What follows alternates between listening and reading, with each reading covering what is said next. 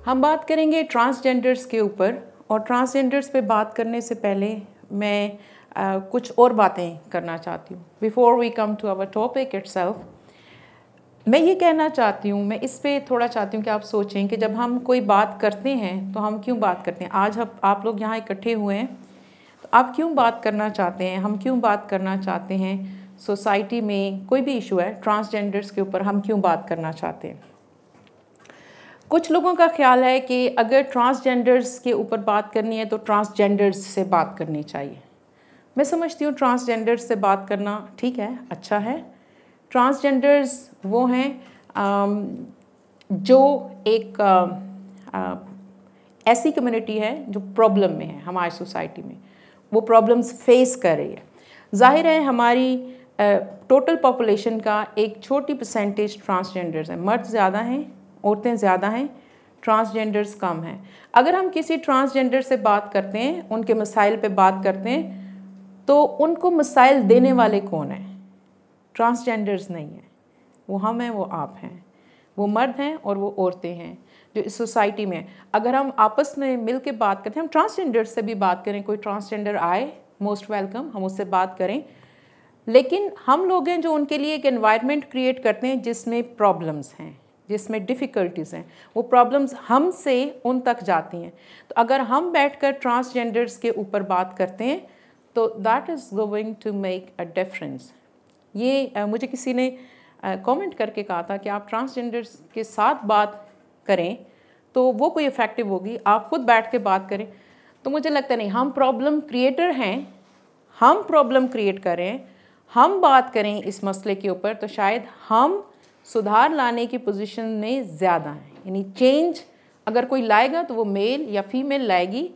Transgenders के बस में होता चेंज लाना तो वो ला चुके होते, दे आर द विक्टिम्स, वो ला चुके होते हैं। उनको नहीं पता हमें क्या प्रॉब्लम है, सोल्यूशन तो हमारे पास है, उस पर हम सोचेंगे, हम बात करेंगे। हम ट्रांसजेंडर्स के साथ बात करने को भी ओपन हैं। दूसरी बात, मुझे एक दफ़ा किसी ने कही कि आप लोग बातें करते हैं एक प्लेटफॉर्म पे बैठ के, सोशल मीडिया के ऊपर आप बात करते हैं, लेकिन आप जाके, स्पेशली जब मैं वेमेन एम्पावरमेंट पे बात करती हूँ या जेंडर इक्वालिटी पे, तो मुझे लोग कहते हैं कि आप सिर्फ बातें करते हैं, अपने एसी वाले कमरों में बैठ के आप बातें कर लेते हैं, लेकिन जाके किसी फीमेल की, किसी ट्रांसजेंडर की हेल्प नहीं करते। उस पर भी मैं अपना एक जो मेरा पर्सपेक्टिव है वो आपसे शेयर करना चाहती हूँ। अगर मैं एक बात कहती हूँ यहाँ पे इस प्लेटफॉर्म में, या उसको लिख के किसी प्लेटफॉर्म पे, लेट्स सपोज मैं वेमेन एम्पावरमेंट पे या जो ख़वातीन के साथ सलूक होता है उसके ऊपर एक पोस्ट लिखती हूँ या कोई बात कहती हूँ, उसको 1000 लोग सुनते हैं या पढ़ते हैं। उन 1000 लोगों में से 100 लोग उसको दुरुस्त समझते हैं। लेट्स सपोज उन 100 लोगों में से 10 लोग उसको महसूस कर लेते हैं कि यस ये गलत है, मुझे ये नहीं, ये करना चाहिए। उन 10 लोगों में से एक शख्स वो करने के काबिल हो जाता है जो वो सोचता है। तो अगर उन 1000 में से एक शख्स अपने बिहेवियर में चेंज लाता है तो उसके इर्द गिर्द 4-5 ख़वातीन लाजमी ऐसी होंगी जिन पे उसका डायरेक्ट इन्फ्लुएंस है, या हो सकता है वो उनका हेड भी हो, उनकी ज़िंदगी को ड्राइव वही कर रहा हो। उन 4-5 ख़वातीन की ज़िंदगी में ऑन गोइंग परमानेंट चेंज आता है बात करने से। लेकिन अगर मैं किसी मोहल्ले में चली जाती हूँ, वहाँ किसी खातून का कोई प्रॉब्लम है, उसको मैं सॉल्व करती हूँ, आपको लगता है कि एक्सटर्नल बंदा आके उसका मसला हल कर सकता है? मैं उसको सपोर्ट कर सकती हूँ, उसको रिलीफ दे सकती हूँ, थोड़े दिनों के लिए, शायद थोड़े हफ्तों के लिए, महीनों के लिए, लेकिन उसकी ज़िंदगी में जो असल चेंज आएगा वो उसके साथ बिहेव करने वालों में चेंज आने से आएगा। जो एक्चुअल में वो प्रॉब्लम क्रिएट कर रहे हैं, अगर वो खुद को चेंज करेंगे, और उनको भी जाके आप चेंज नहीं कर सकते, वो खुद सोचेंगे, बात होगी, सोचा जाएगा, खुद पे मेहनत होगी, खुद को चेंज किया जाएगा, तो लोगों की ज़िंदगियों में चेंज आएगा। तो मैं ये समझती हूँ कि बात करना इम्पोर्टेंट है, और बात करने से एक परमानेंट चेंज आती है, चाहे वो बहुत थोड़ी सी हो। मुझे बहुत ज़्यादा चेंज यहाँ पे इस प्लेटफॉर्म पे भी, और आप देखेंगे कि जो भी कोई दानिश्वर बात करता है, कोई अकल वाला शख्स बात करता है, तो वो हमेशा यही कहेगा कि मुझे नहीं लगता कि अगले 5 साल में हम लोग बहुत कोई अच्छी कौम बनने वाले हैं, और मुझे भी नहीं लगता। हम बात क्यों करते हैं कि हम अपना जितना पार्ट प्ले कर सकते हैं पॉजिटिविटी प्रोपेगेट करने में, उसे बढ़ाने में, या नेगेटिविटी को कम करने में, या किसी डायरेक्शन पॉजिटिव डायरेक्शन में सफ़र में हम जितना इसरा पैदा कर सकते हैं, जितनी चेंज हम ला सकते हैं, हम वो करें, हम वो कम से कम ज़रूर करें। कहाँ पहुँचेंगे, कब पहुँचेंगे, ये हमारा मसला नहीं है और होना भी नहीं चाहिए। अगर हम ये सोच के चलेंगे तो हम कुछ भी नहीं करेंगे, क्योंकि जो इर्तिका होता है, जो हमारी चेंज आती है, चेंज सोशल चेंज स्पेशली, अगर हमारे सोशल बिहेवियर्स में कोई चेंज आनी है तो वो एज अ नेशन ओवरऑल, वो कभी भी 2 दिन में, 4 दिन में, 4 साल में, 10 साल में एकदम से नहीं। ये 10 साल एकदम है आप कौमों की ज़िंदगी में, और इर्तिका में 10 साल एकदम से कुछ नहीं होता। जैसे हम कहते हैं ना, कोई बच्चा कोई बात के तो हम कहते हैं एकदम से कुछ नहीं होता। तो जो लोग मुझे कहते हैं ना कि मैडम इस तरह बातें करने से कुछ नहीं होता, तो मुझे वो ऐसे उस बच्चे की तरह लगता है जो कहते हैं कि एकदम सब कुछ हो जाए। एकदम नहीं होगा, इसका मतलब ये नहीं है कि हम नहीं करेंगे। हम जितना पार्ट प्ले कर सकते हैं हम करते हैं। इसलिए ये टॉक्स होती हैं, इसलिए मैं बात करती हूँ, इसलिए मैं बात करते रहने को अहम समझती हूँ। अच्छा, ये तो बात होगी कि हम बात क्यों कर रहे हैं और हम बात क्यों कर रहे हैं। यहाँ पे मैं 4 ट्रांसजेंडर्स लाके उनसे उनके प्रॉब्लम्स पूछ सकती हूँ, लेकिन मेरे ख्याल में यहाँ जो लोग बैठे हैं और जो लोग हमें सुन रहे हैं, ऐसा नहीं है कि उनको पता नहीं है कि ट्रांसजेंडर्स के प्रॉब्लम्स क्या हैं। क्या हम ट्रांसजेंडर्स के मुंह से सुनेंगे तो हमें पता चलेगा। हम प्रॉब्लम क्रिएटर हैं, हम सोचेंगे कि उनके क्या प्रॉब्लम्स हैं। अच्छा है कोई ट्रांसजेंडर यहाँ होता, I would love to have them here and talk to them, और उनसे पूछते, एक ऑथेंटिक बात वो हमें बताते कि उनकी क्या फीलिंग्स है। इस पर बहुत सी डॉक्यूमेंट्रीज भी मैंने भी देखी हैं, आपने भी देख रखी होंगी, उस पर भी बात करेंगे। एक ट्रांसजेंडर मैं एक्सपेक्ट भी कर रही हूँ, अगर वो आगे तो उनसे भी बात ज़रूर होगी। अच्छा, अगर हम ट्रांसजेंडर्स होते, मैं ये चाहती हूँ कि हम अपने सेशन को 2 मुख्तलिफ आप कहें कि सब सेशंस में डिवाइड करें। 2 बातें हैं जो मैं करना चाहती हूँ। एक बात मैं ये करना चाहती हूँ कि हम इस बात को महसूस करें, अगर हम ट्रांसजेंडर्स होते, इसका मतलब हम महसूस करें कि उनकी ज़िंदगी कैसी है। एहसास इंसानियत की बुनियाद है। अगर इंसान में से एहसास ख़त्म कर दें, फीलिंग्स ख़त्म कर दें, आप उसमें से इमोशंस ख़त्म कर दें, तो वो एक ऑब्जेक्ट से ज़्यादा कुछ भी नहीं है। अब तो रोबोट्स में भी फीलिंग्स डालने की कोशिश हो रही है। तो फीलिंग्स जो है वो हमारा एक फंडामेंटल एलिमेंट है, हम उसको डिनाई नहीं कर सकते, और उसकी इम्पोर्टेंस भी है। इमोशनल फूल होना या इमोशन ड्रिवन होना तो वो एक एक्सट्रीम है ना, लेकिन हम फीलिंग्स के अपने अंदर होने को डिनाई नहीं कर सकते। वो हेल्पफुल होती हैं, ये भी मैं बात करूँगी कि कितनी हेल्पफुल होती हैं और कहाँ हमें फीलिंग्स को कहाँ तक एटलीस्ट लेके जाना चाहिए, कहाँ पे स्टॉप करना चाहिए। दूसरा जो सेक्शन है उसमें मैं ये देखना चाहती हूँ, उसमें मैं चाहती हूँ कि हम दिमाग से एनालिसिस करें, हम सोचें कि क्या होना चाहिए। यानी एक तो ये ना, अगर हम ट्रांसजेंडर्स होते हैं तो ये तो फीलिंग की बात, हम सोचेंगे और हम महसूस करने की कोशिश करेंगे कि वो कितनी मुश्किल में। उसके बाद दूसरे पार्ट में मैं ये चाहती हूँ कि हम ये बात करें कि इन मसाइल हैं क्या और उनका हल क्या है, होना क्या चाहिए और हो क्या रहा है। होना क्या चाहिए और हो क्या रहा है, यही एनालिसिस है, आप किसी भी फील्ड में उठा लें, जो हमें ये समझाता है कि किस तरफ जाना है। किस तरफ जाना है हमें ये पता चल गया, हम उस पर जाएंगे या नहीं ये बिल्कुल तय नहीं हुआ। हम उस पर जाएंगे या नहीं, हमें पता होता है झूठ नहीं बोलना, हम बोलते हैं। हमें पता होता है ये काम नहीं करना, हम करते हैं। हमें पता होता है ये सही काम है, ये करना चाहिए, हम नहीं करते। तो मालूम होना पहली बात है, और मालूम ना हो तो फिर तो उसे कहते हैं no news is good news, वो तो फिर बिल्कुल ही काम खत्म हो गया। मालूम होना कि क्या करना चाहिए, क्या होना चाहिए, या मुझे क्या करना है, ये इम्पोर्टेंट है। लेकिन उस पर अमल दरामद के लिए जो तहरीक चाहिए आपको, जो मुहर्रक है, वो आपकी फीलिंग से आता है। आप कितना किसी का दुख महसूस करते हैं, आप उतनी उसकी सपोर्ट करने के लिए वहाँ पहुँचेंगे। लेकिन फीलिंग्स वाले पार्ट को मैं बहुत ज़्यादा एक्सटेंड करके मॉर्निंग सेशन नहीं बनाना चाहती। मैं ये नहीं चाहती हम यहाँ गिरिया उजारी करें और बस यही करके मजलिस तमाम कर दें, मैं ये भी नहीं चाहती। उससे क्या होता है कि जब हम, जिसको मैं एक टर्म यूज़ करती हूँ, दुखी आत्मा, जब हम किसी चीज़ को महसूस करते हैं और इतना महसूस करते हैं कि बस महसूस ही करने बैठ जाते हैं, और उस पर हम सोचते नहीं हैं और उसका कोई हल नहीं निकालते, अपने दिमाग को लिफ्ट नहीं करवाते, तो फिर उसका भी कोई फ़ायदा नहीं होता। तो मैं चाहती हूँ कि हम 2 डिफरेंट लेवल्स पे बात करें, सोचें। एक तो हम पहले महसूस करें कि अगर हम ट्रांसजेंडर्स होते तो हम कोशिश करें सोचने की हमारे साथ क्या प्रॉब्लम्स आती। ये वो सब बातें, ये आपके ऑब्जर्वेशन से जो आप देखते हैं एक ट्रांसजेंडर के साथ कोई बंदा क्या कर रहा है, ओके यस अगर मैं ट्रांसजेंडर होता मेरे साथ ये होता। तो हम कुछ बातें आपसे ही पूछूंगी कि ट्रांसजेंडर्स के साथ क्या क्या होता है, अगर हम ट्रांसजेंडर्स होते तो मेरे साथ ये होता, ये आपने मुझे बताना है, ये आपकी ऑब्जर्वेशंस होंगी। मैं एक बात ये भी लोगों की मिसकंसेप्शन जो है वो हटाना चाहती हूँ कि हमें ट्रांसजेंडर्स ही बताएंगे कि उनके क्या प्रॉब्लम्स हैं तो हमें पता चलेगा। आप बोलेंगे तो मुझे हमें पता चलेगा ना कि हमें पता है उनके क्या प्रॉब्लम्स हैं, नहीं हम रोज़ देख रहे होते हैं।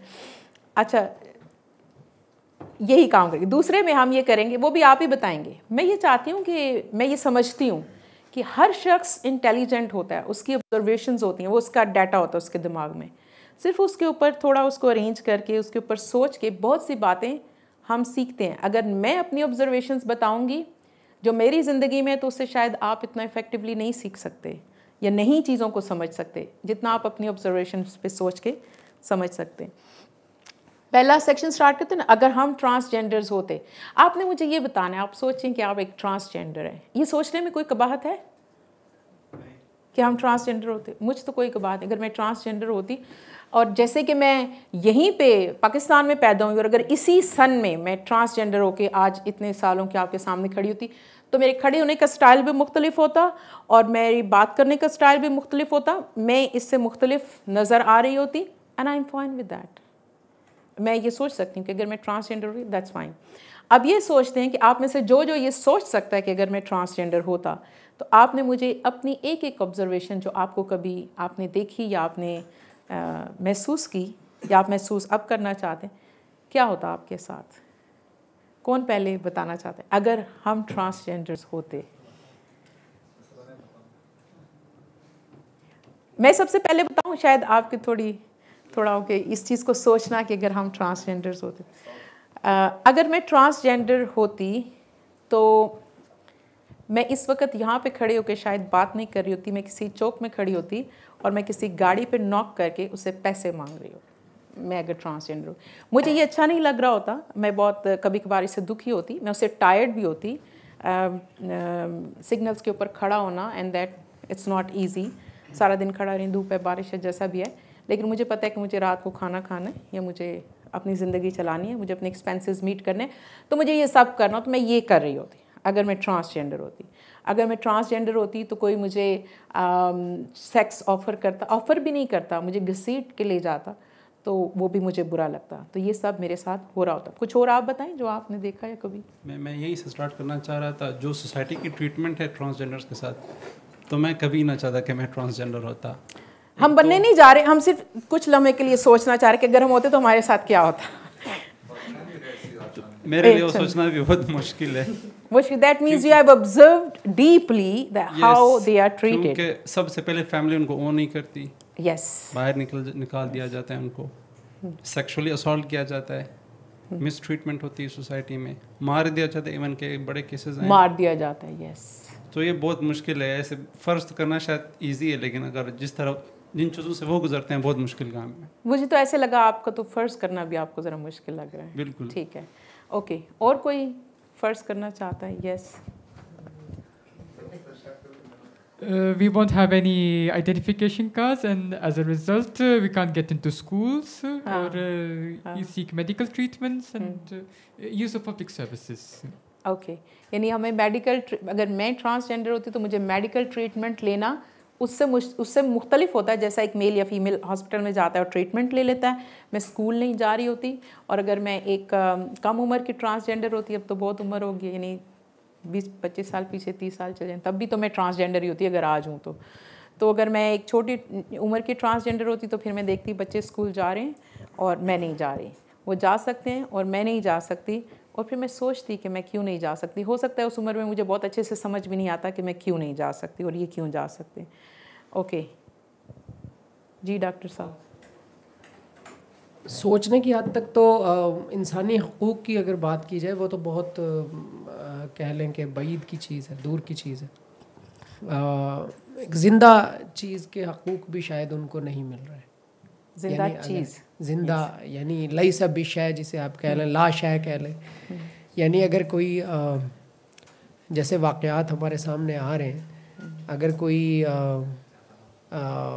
पालतू जानवर या कोई इस तरह का हादसा सड़क पर रूनुमा हो तो शायद लोग उस पर ज़्यादा दुख का इजहार करते हैं।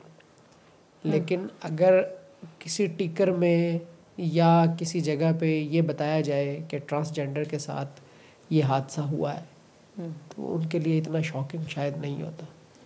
यानी हमारा response on the problems is not normal. यानी हम जो किसी मेल या फीमेल के साथ किसी प्रॉब्लम पे रिएक्ट करते हैं, उतना हम रिएक्शन भी शो नहीं करते। रिएक्शन भी शो करने के लिए तैयार नहीं है। तैयार नहीं है, ठीक है। और कोई एज्यूम करना चाहता है अगर हम ट्रांसजेंडर्स होते एंड उसके बाद आपकी तरफ आते? मैंने हेमोफीलिया पे काम किया था, तो मुझे न्यूनेट से मेरा बहुत ज़्यादा एक्सपोजर रहा है, जो न्यूबॉर्न बेबी होते हैं। और न्यूबॉर्न बेबी जब आते थे तो जब वो ट्रांसजेंडर्स होते थे तो पेरेंट्स चले जाते थे, और जो बेबी होता था वो नर्सरी में पड़ा होता था और समझ नहीं आती थी कि अब क्या किया जाए। और मदर जो है उनका रिएक्शन क्वाइट डिफरेंट होता था बनिस्बत फादर एंड जो बाकी फैमिली मेम्बर्स होते थे। और वो सबसे उनका इस दुनिया में आते साथ ही जब हम जेंडर उनका डिफ़ाइन कर देते थे, पिंक टैग है, ब्लू टैग है for baby girl, baby boy, और उनका जो था कोई टैग भी अभी तक नहीं है पाकिस्तान में। यानी कि आप जो बेबी को वो देते हैं ना, एक pink and blue, yes, colour tag, वो नहीं है अभी तक। और फिर वहाँ से उनके प्रॉब्लम शुरू होते हैं कि उनको वहाँ पे छोड़ दिया जाता, फिर बड़ी मुश्किल से फैमिली को राज़ी किया जाता कि यहाँ से ले जाएं बिकॉज हॉस्पिटल चार्जेस वगैरह हैं। और उसके बाद अगर मैं ट्रांसजेंडर होती, I am from remote area of KP, तो मैं तो सोच भी नहीं सकती बिकॉज बहुत बुरी तरह रिजेक्शन होती है। Social rejection is something that you feel कि ये सबसे बड़ी प्रॉब्लम है ट्रांसजेंडर्स की, उनको सोशली एक्सेप्ट नहीं किया जाता। बिल्कुल नहीं किया जाता, और उनको लिटरली एक प्रॉपर वे से यानी कि एक तरीके से उनके खिलाफ एक हेट है जो उनका क्रिएट की जाती है। यानी आप जो है ना कराहत, यस लफ्ज़ ये कराहत आप महसूस करते हैं, कराहत महसूस करते हैं, और हम उनको नॉर्मल नहीं समझ, हम उनको एक्सेप्ट नहीं करते एज ह्यूमन बींग्स। हम अगर एक दायरा इस्लाम है, अब दायरा लिबरलिज्म है, एक दायरा इंसान भी है, तो उसमें से हम ट्रांसजेंडर्स को बाहर समझते हैं। आप ये कह रहे हैं, यानी हम उनको एज ह्यूमन बींग्स हम एक्सेप्ट नहीं करते। ठीक है जी मैम, मैं थोड़ा सा स्टार्टिंग से बताऊंगा कि जैसे इसने बताया कि ब्लू एंड पिंक, ये तो सोशल कंस्ट्रक्टेड है। ये सारी चीज़ें अगर हम देखा जाए कि मेल एंड फीमेल जब पैदा होते हैं तो ये बायोलॉजिकली मतलब ये हो जाता है, मतलब बच्चा पैदा हो जाता है। फिर उसके बाद अगर देखा जाए ना तो जेंडर के बेस पे फिर आ जाते हैं कि ये मेल है या फीमेल है। एक चीज़ तो ऑलरेडी हो जाता है, बायोलॉजिकल ही हो जाता है, फिर वो उस पर हम लोग कुछ नहीं कर सकते। दूसरी जाने पे जेंडर होता है, जेंडर पे फिर हम लोग ये कर रहे होते हैं कि इसको ब्लू पहनना चाहिए, इसको पिंक पहनना चाहिए। सोसाइटी डिसाइड कर रहे होते हैं, पेरेंट्स डिसाइड कर रहे होते हैं। हमें बताया जा रहा होता है कि यहाँ पे सिर्फ मैन जा सकता है और वहाँ पे सिर्फ फीमेल जा सकता है। ये चीज़ें हमको बता रहा होता है। जैसे अगर मेल एंड फीमेल, अगर तीसरा जेंडर आ जाए उसको ट्रांसजेंडर कहा जाता है। ट्रांसजेंडर का कोई इशू नहीं है ना, तो ये खुद इस तरह बन गया है या इसको बनाया गया है। इस सोसाइटी इसको इस तरह ये ब्लेम लगा रहा होता है, उसको ये टेबू दे रहा होता है, इसको पेस्ट कर रहा होता है कि आप ये चीज़ हो। फिर उसको पता नहीं होता, वो ये चीज़ें फेस कर रहा होता है। थोड़ा सा बस फैमिली वालों को पता चल रहा होता है कि अभी इसमें ये थोड़ी सी आदतें आ रही होती है। इस पे कुछ मूवीज़ भी है, ड्रामे भी बने हुए हैं, बुक्स भी है। अगर आपसे कभी इनसे मिल के बैठ जाए इंसान, सुने ना, तो बहुत कुछ सीखने को मिलता है।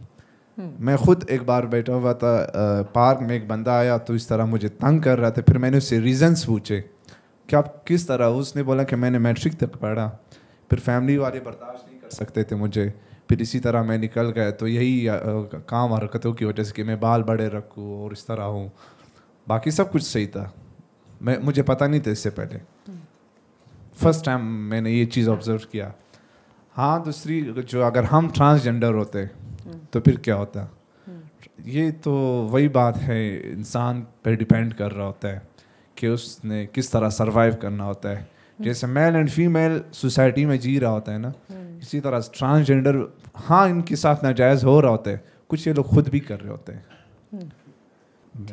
ठीक है, ओके जी। मेरे तो सिर्फ एक ही ज़हन में बात आती है कि अगर मैं होता तो सबसे ज़्यादा तरस मुझे अपने वालिदैन पर आ रहा होता, जो मुझे छोड़ना चाहते नहीं हैं। कोई भी वालिदैन है ना, अपने बच्चे को नहीं छोड़ना चाहते, लेकिन हमारा जो सोसाइटल प्रेशर है उसको हम कभी भी फेस नहीं कर पाते। वो यही है कि हम अपनी सकाफत, कल्चर, इमोशन, फीलिंग्स, लोगों की बातें सुन सुन के हम खुद परेशान हो जाते हैं और हमें छोड़ना पड़ता है। और दूसरी लास्ट पॉइंट ये है कि ट्रांसजेंडर अगर रब किसी को भी बनाए तो उसे या तो बचपन में या जवानी में उठा ले, अगर वो बुढ़ापे में जाएगा तो उसके लिए इतने मसाइल हैं वो तो सोच भी नहीं सकते। और ऐसे मैंने बहुत से केसेस देखे भी हैं जिनको कोई संभालने वाला भी नहीं है। ये ट्रांसजेंडर जो उनकी जो ओल्ड एज है वो एक बहुत बड़ी प्रॉब्लम है, आप ये कह रहे हैं। बिल्कुल है। यानी आप एक मुश्किल हालात में हैं, मुश्किल हालात में आप ज़िंदगी गुजारते हैं। जवानी में आप जैसे तैसे सरवाइव करते हैं, आपके साथ अच्छा होता है, बुरा होता है, बहुत बुरा भी होता है, तो आप सरवाइव करते हैं। लेकिन ओल्ड एज में वो सिचुएशन ज़्यादा सीवियर हो जाती है। यस, ये भी सोचने की बात है। ये ऐसा है कि आप तो कहते हैं कि अगर हम ट्रांसजेंडर होते, मैं नावल लिख रहा था ट्रांसजेंडर्स पे 2006 लगभग में, क्योंकि मैं पेशावर में एक अखबार में काम करता था और उधर एक ट्रांसजेंडर आता था, रेशम नाम था उसका। तो वो लोग उसको बहुत ज़्यादा छेड़ते थे। मैं ये था, मैं उसके लिए पानी उठा कर लाता। उसके एक दफ़ा वो बीमार थी तो मैं उसके लिए गया है दवाई वगैरह के लिए, तो वो मेरे अंदर घुस गया। तो फिर इस पर मुख्तलिफ ये जो मैं तो पढ़ा लिखा नहीं है ज़्यादा, तो ये जो क्रोमोसोम्स वगैरह का जो बायोलॉजिकल वो है वो थोड़ा लोगों से सीखता था, पढ़ता था। ये मुख्तलिफ सिविलाइजेशंस में पढ़ता था, रिलीजन्स में। फिर मैं 2 महीने हिजड़ा बन के रहा, दाढ़ी वाड़ी काट के। तो मैं उनके साथ रहा, उनके साथ नमाज़ पढ़ी, उनके साथ सोया, उनके साथ खाना खाया, रोया, हंसा। ये जो भाई ने कहा ना कि ये पिंक और ब्लू सोशली कंस्ट्रक्टेड है, बेसिकली जेंडर ही सोशली कंस्ट्रक्टेड है। एक तो ये मानना पड़ेगा। दूसरा ये कि वो उर्दू का शेर है, मैं तो शायद सही तरीके से पढ़ ना सकूं, कि गैर मुमकिन है कि अब कोई सुलझाए इसको, गैर मुमकिन है कि अब कोई सुलझाए इसको, खिरद वालों ने बड़ा सोच के उलझाया है। ये जो आलिम लोग हैं ना, अक्लमंद लोग, या जो लोग ये जेंडर और मजलूम और इसके बुनियाद पे बिजनेस करते हैं, उन लोगों ने इसको बहुत ज़्यादा सुलझाया है। बजाय इसके कि हम सेग्रीगेशन करें जेंडर के बेस पे, ये जो है ना ट्रांसजेंडर है, ये जेंडर है, ये मेल है, ये फीमेल है, ये जो है ना वो गे है, और ये लेस्बियन है, और ये होमोसेक्सुअल है, और ये जो मुआशरा एक ज़िम्मेवार इंसान से मांगता है वो हुकूक का तरसील है, वो तहफ़्फ़ुज़ है। जिस तरह इस भाई ने कहा कि एक जानवर को भी चोट पहुँची, शायद दूसरे इंसान को दर्द हो, लेकिन ट्रांस के हवाले से नहीं होता। अगरचे मैं उस मुआशरे में रहा हूँ, मैं 2 ट्रांस मेरे साथ आने वाले थे, क्योंकि मैंने उनको कहा कि मैं जा रहा हूँ, लेकिन मैं अस्पताल से आया हूँ, मुझे कल कुछ हुआ था। तो मैंने उनको इसलिए मना किया कि 1-2 दिन उनके रोज़गार के होते हैं, बाकी तो वो पड़े होते हैं बेचारे, खाते पीते हैं। हम लोग जो है ना उधर 1000 रुपये का कमरा लेते हैं तो उनको 3000 का मिलता है, क्योंकि अगले बंदे को पता है कि इनको जगह दूंगा, पंगे होंगे, तो वो इनको वायलेट करता है। तो जो जिधर से वायलेट करता है, वो किसी भी बंदे का एक हक है कि वो जैसा चाहे पहने, किसी को उससे क्या तकलीफ़ है। जो हमें अंडरस्टैंड करना चाहिए बुनियादी तौर पर, जिस तरह वो बच्ची ने कहा कि अस्पताल में छोड़ देते हैं, एक बच्चा पैदा हो गया, उसकी आंखें माजूर हैं, हम उनके बच्चों के साथ जाते हैं, उनके फैमिली के साथ, और अपनी उसका रियाकारी करते हैं कि बहुत दुख हुआ, बच्चे का हाथ कम हो। मेरा अपना बेटा था जरतुश्त, उसका ये पाँव ऐसा टेढ़ा था, पैदा हुआ, वो मेरी माँ रो रही थी कि ये तो पाँव इसका टेढ़ा हो गया। मैंने कहा यार ये कबनी से टेढ़ा गया, मैं इधर सीधा कर दूंगा। इलाज कर दिया, सीधा हो गया। तो कोई कमी हो, हम जाते हैं वो घर वालों से वो हमदर्दी करते, इसका भी एक वो आ गया, कमी आ गया, हम उस पर मजाक करते हैं, और उसकी उस कमी से मुआशरे को कोई तकलीफ नहीं है। अगर आप उसको मस्जिद में नहीं छोड़ते, अगर आप उसको रिसेप्शन पे नहीं छोड़ते, अगर आप उसको नर्सिंग में जगह नहीं देते, अगर आप उसको सब्जी बेचते नहीं देते, रिक्शा चलाने नहीं देते, वो किधर जाएगा? तो ये चीज़ें सोशली कंस्ट्रक्टेड है, और हमें ये मुआशरे को ये बताना है कि किसी भी इंसान को उसके जीन्स, उसके नस्ल, उसके रंग, उसके अकीदा के बरक्स पहला उसका तहफ़्फ़ुज़ देना है, उसका एहतराम देना है, और उसका जो इनसाइड हिम जो है, जो वो चाहता है। मैं भी चाहता हूँ मैं लिपस्टिक लगाऊँ, किसी का बाप का क्या है उस पर, मैं लिपस्टिक लगाना चाहता हूँ। हमें ये चीज़ें ज़रा वो उस पर एजुकेट करना चाहिए। आपने कहा बातें होनी चाहिए, बातें होनी चाहिए। जैसे मैं कभी नहीं लिपस्टिक लगाती, तो मेल्स कभी लगा लें, इस पे बातें होनी चाहिए, बात होनी चाहिए, मुआशरे में बात होना चाहिए। मैं चाहती हूँ हयात साहब आप इस पे भी बात करें। ये पेंटिंग है, मैं ये चाहती थी कि ये पेंटिंग मैंने, हयात साहब पेशावर से हैं, बहुत लोग इनको, मुझसे ज़्यादा आप इनको जानते होंगे, मफकूरा के नाम से इनका इदारा है। वहाँ पे मैंने ये पेंटिंग देखी, पिछले दिनों में वहाँ गई, तो इस पेंटिंग के बारे में मुझे जो हयात साहब ने बताया, इनके नावल के एक सीन के ऊपर बनी हुई है ये पेंटिंग। तो मुझे इस पेंटिंग ने बहुत इंस्पायर किया। इनके वहाँ मफकूरा के विज़िट में मैंने बहुत सी चीज़ों ने मुझे इंस्पायर किया। This was the most inspiring thing for me, ये पेंटिंग।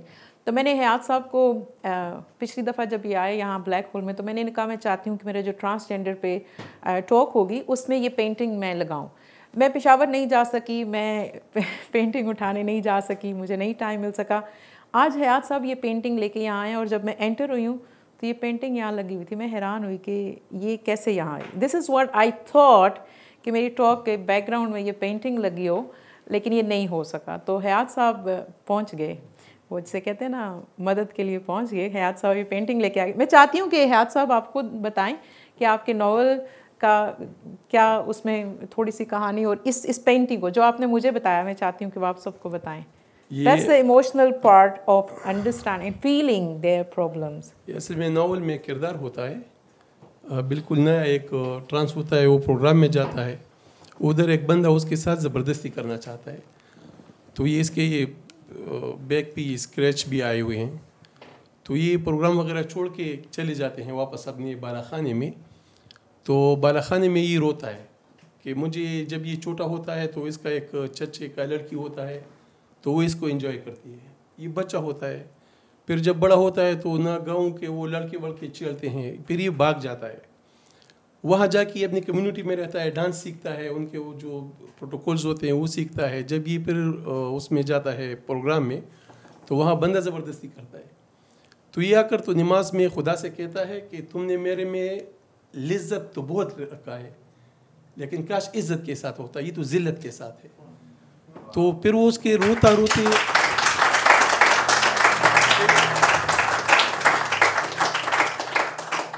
वो जब वो 2-3 पेज का वो काफ़ी मोनोलॉग है वो, तो उसमें आखिर ये आंसू पहुँच के कहता है कि मैं तेरे सामने क्यों रोता है या रोती है, तू तो मर्दों और औरतों का खुदा है, मैं तो सुतेला बंदा हूँ।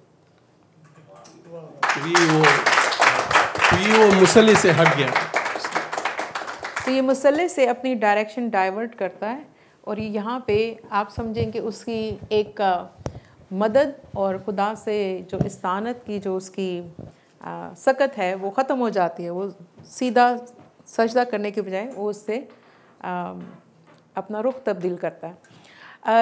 ये वो पेंटिंग थी, ये वो फीलिंग है जो मैं चाहती हूँ कि हम कम से कम महसूस करें। मेरे ख्याल में जब कोई डॉक्यूमेंट्री, कोई नावल या इस तरह की कोई टॉक या कोई सोशल मीडिया पे पोस्ट हम देखते हैं, तो हमें ये सब फीलिंग्स आती हैं।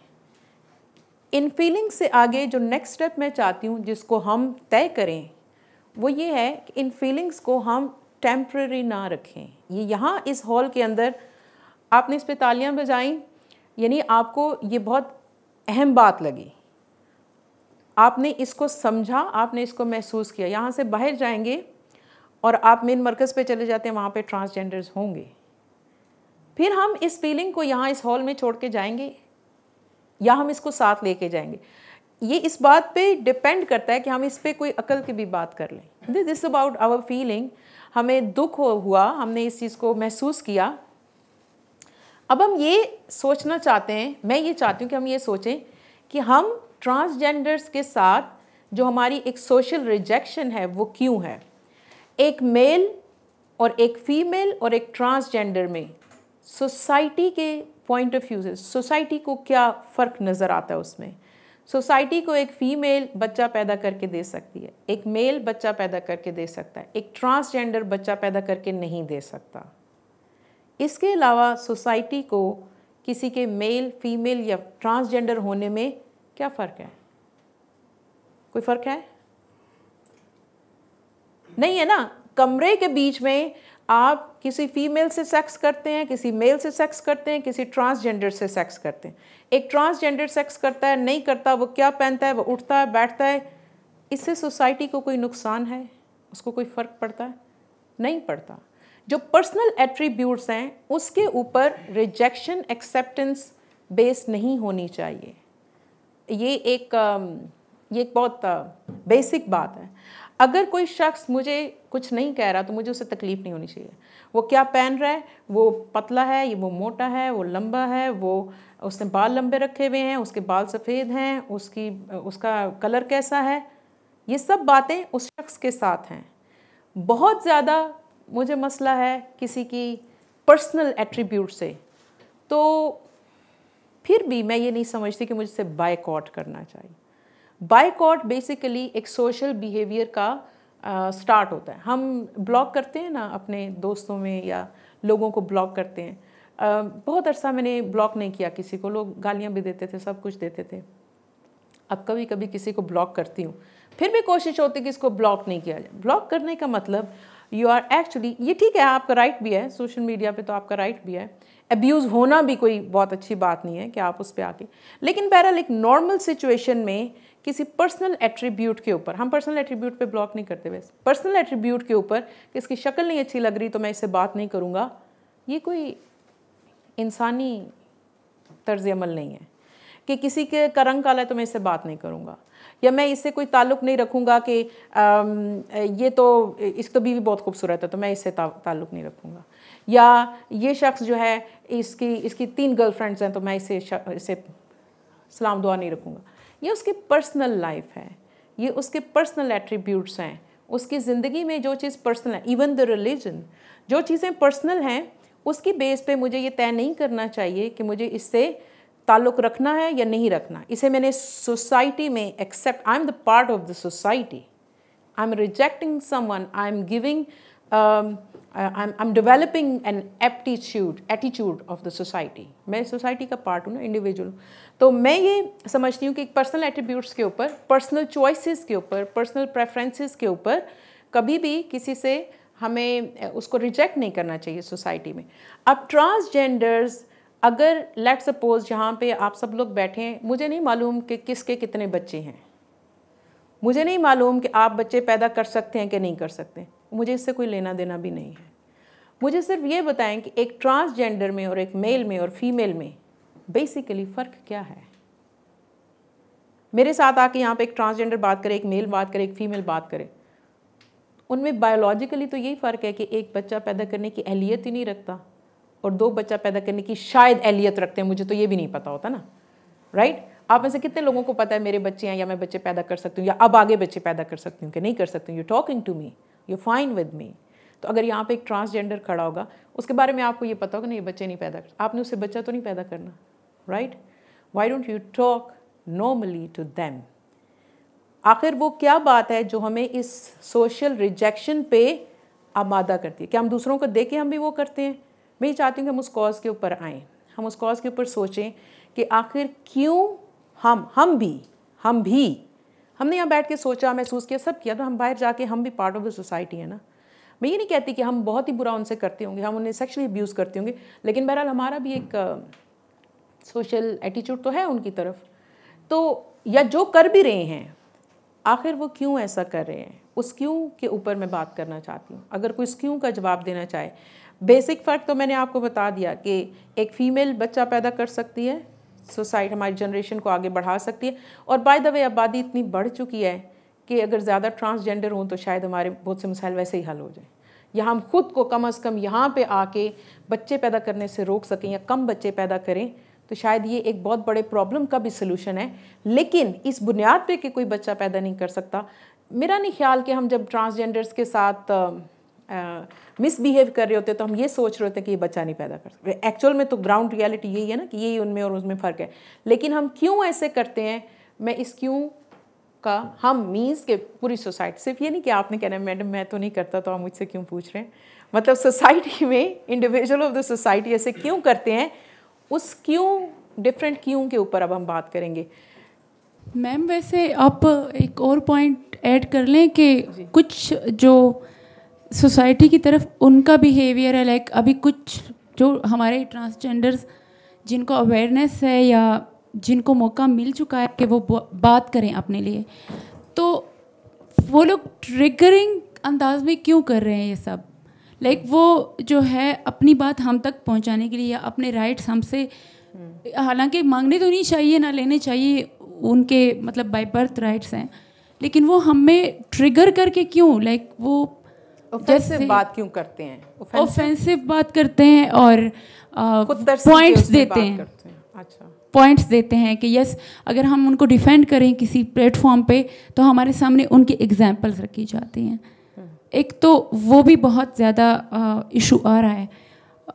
सेकंड हमारा जो उनकी तरफ बिहेवियर है, मैं समझती हूँ कि वो एक तो कंस्ट्रक्टेड है, मैंने बताया ना कि वहाँ न्यूनेट जब होते वहाँ से शुरू होती है बात और उनके बुढ़ापे तक, जैसे कि इस पे मैंने 2-3 सीरीज़, ये मैं बाबा से मिली थी, हयात बाबा से, तो उसके बाद उनके नावल के बाद ही मैंने वो देखी है। एक इंडियन सीरीज़ थी जो कि एक ट्रांस की पूरी लाइफ पे बनी हुई है, वो खिन्नर वो कहते हैं उसको, और एक पाकिस्तानी फसी बारी खान ने लिखी थी और उनके वो बूढ़े जो थे और वो सब, और एक कैसरा हयात ने जो लिखी है, मतलब ये 3 मैंने पढ़े थे।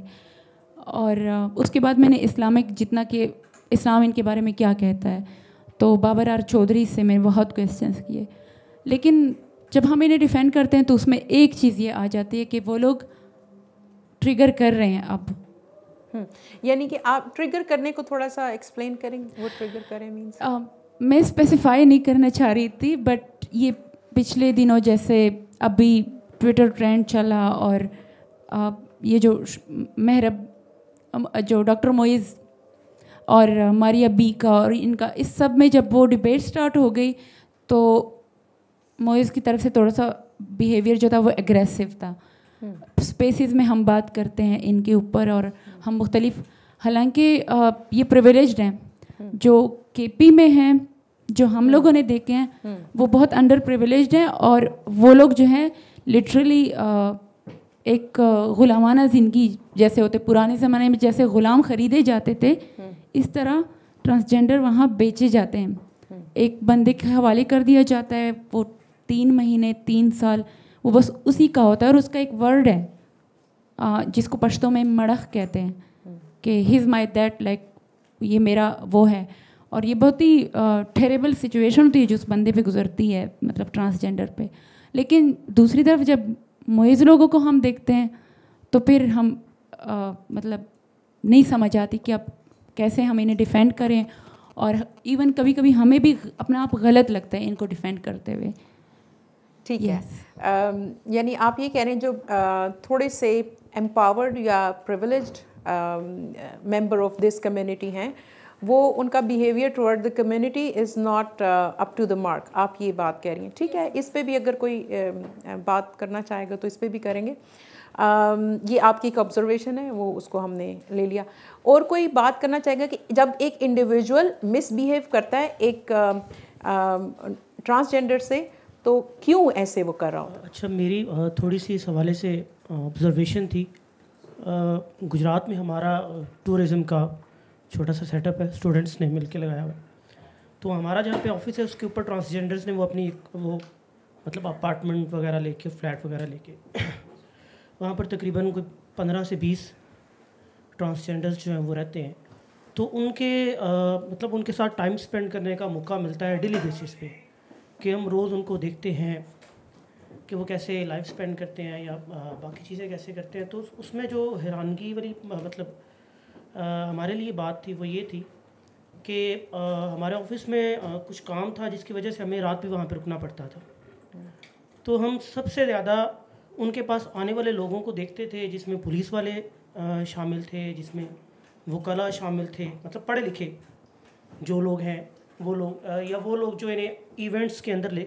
अब इसमें मैंने दो चीज़ें देखी हैं। एक ये कि एक वो होते हैं जो रिज़र्व रहते हैं, मतलब जिनके पेरेंट्स ने अपने ऐसे बच्चों को एक्सेप्ट कर लिया है कि ठीक है हमारे बच्चों के अंदर ये मसाइल हैं लेकिन हम इन्हें अपने पास रखेंगे। और उसमें भी एक केस मैंने ये देखा था कि वो बच्चा करना चाहता था फैशन डिज़ाइनिंग का, वो डिग्री लेना चाहता था आफ्टर इंटरमीडिएट, लेकिन उसके पेरेंट्स ने उसे इजाज़त नहीं दी क्योंकि वो ट्रांसजेंडर था।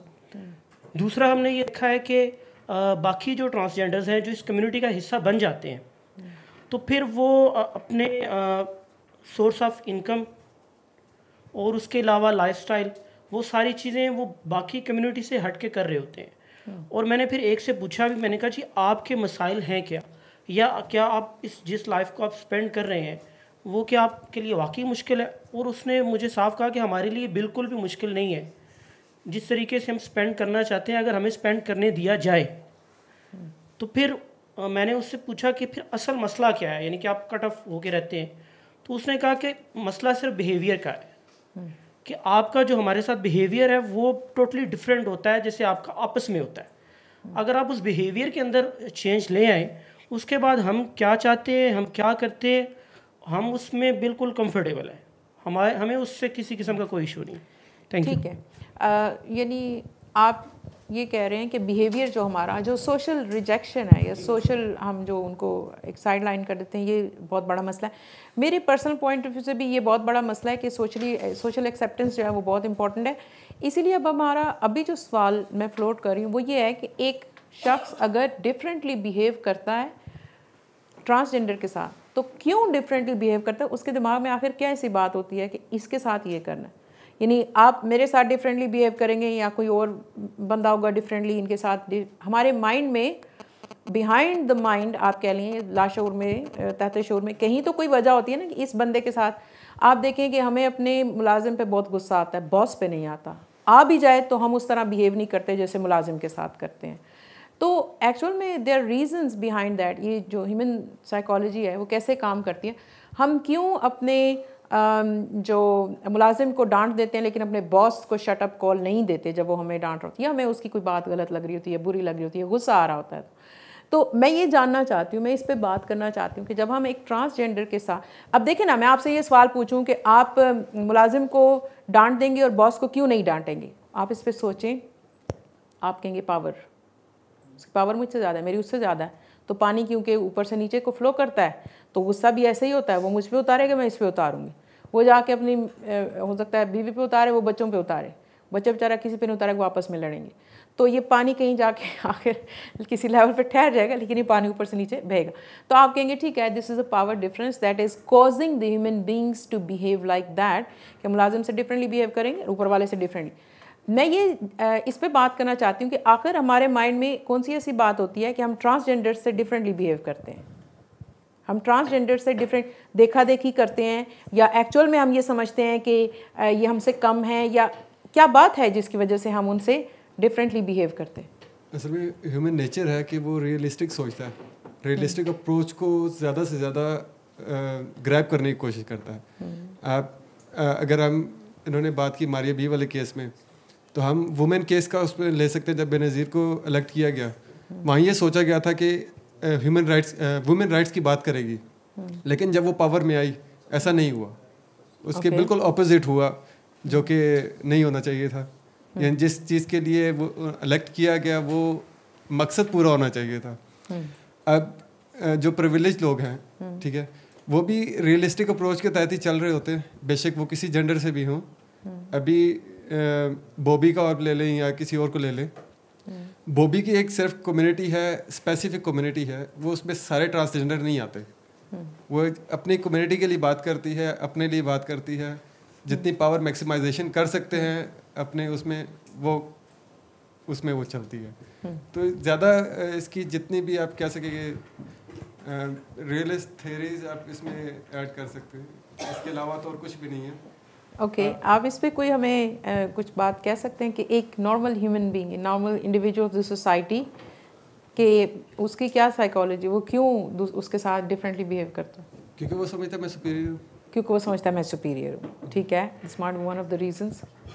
चाय की दुकानें हैं F10 मरकज़ में या उधर ज़्यादा मिलते हैं आपको, बैठ जाए आप अंदर, will come across so many transgender, very well dressed, कुछ तो बहुत मॉडर्न लुकिंग होते हैं, कुछ बहुत पेंडू होते हैं और कुछ मुनासिब ख़वातीन जैसे ड्रेस पहने होते हैं।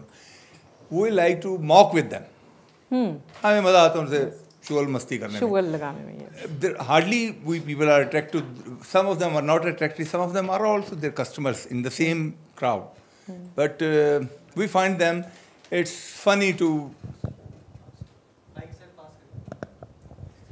funny to communicate with them।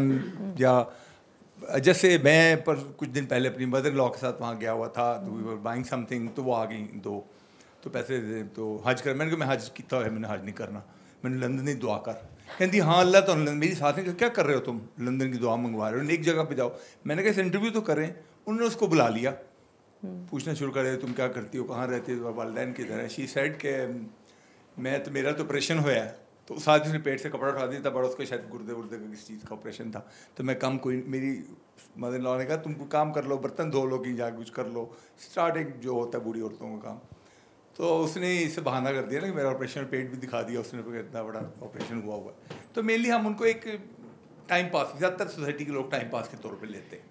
क्या हम यहाँ पे एक बात और रियलाइज़ करने की कोशिश कर सकते हैं कि हमें ये मालूम है हम उससे शुगल करेंगे या उससे बात करने की कोशिश इसलिए करेंगे कि क्योंकि हमें ये पता है she is open to talk to us, ये हमसे बात कर लेगी।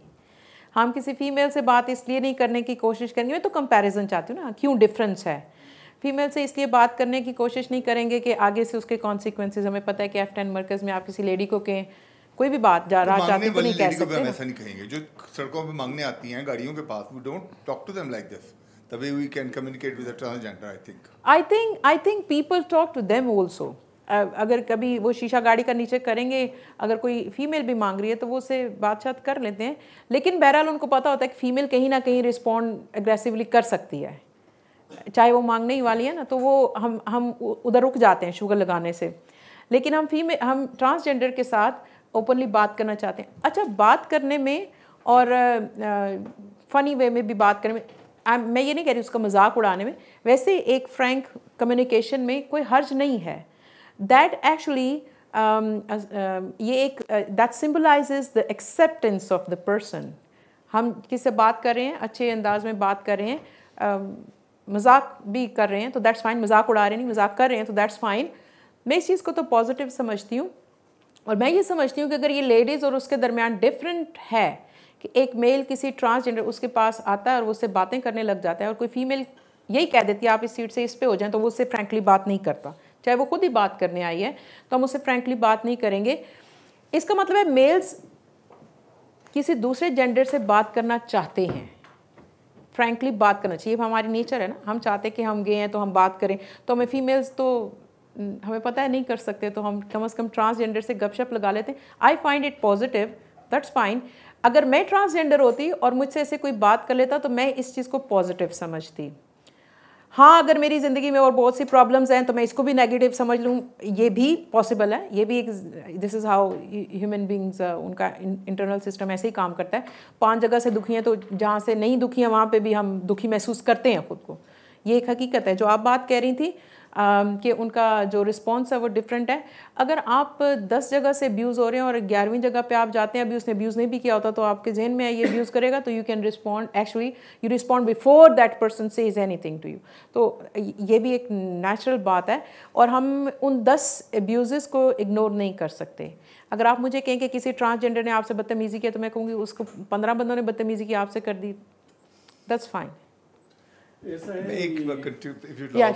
have met अभी Almas Bobby का नाम लिया, I met Almas Bobby, I have met Dr. Mohib also in Karachi. He's from Ahmedabad, doctor है. And there's another girl who's a doctor, graduate from from Dow Medical College, probably. She's also a transgender. Graduate doctor है वो। अलमास बाबू behaves like आप किसी बड़ी नायिका के पास चले गए, she is big women of society और वो बहुत अच्छा, बट स्टिल उसका अपना एक अंदाज़ है, बहुत अच्छा तरीके से रहती है, अच्छा खाते पीते उड़ती है। मुहिब से आप बात करें ऐसी जैसे मैं आपकी किसी से बात कर लूँ, I don't know people know him और not, he is a activist in, himself is a transgender, he realized in medical 3rd 4th year कि मैं ट्रांसजेंडर हूँ basically, I am not a boy.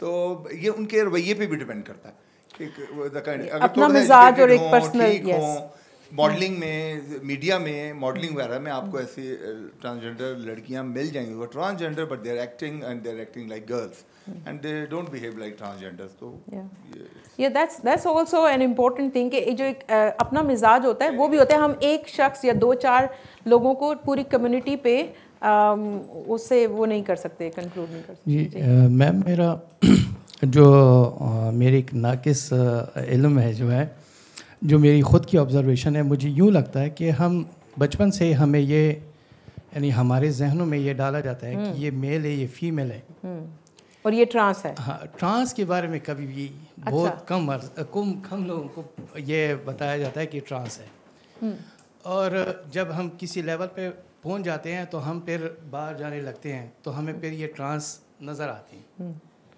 तो हमारे यानी लाशूरी तौर पर हम उसको एक्सेप्ट नहीं करते।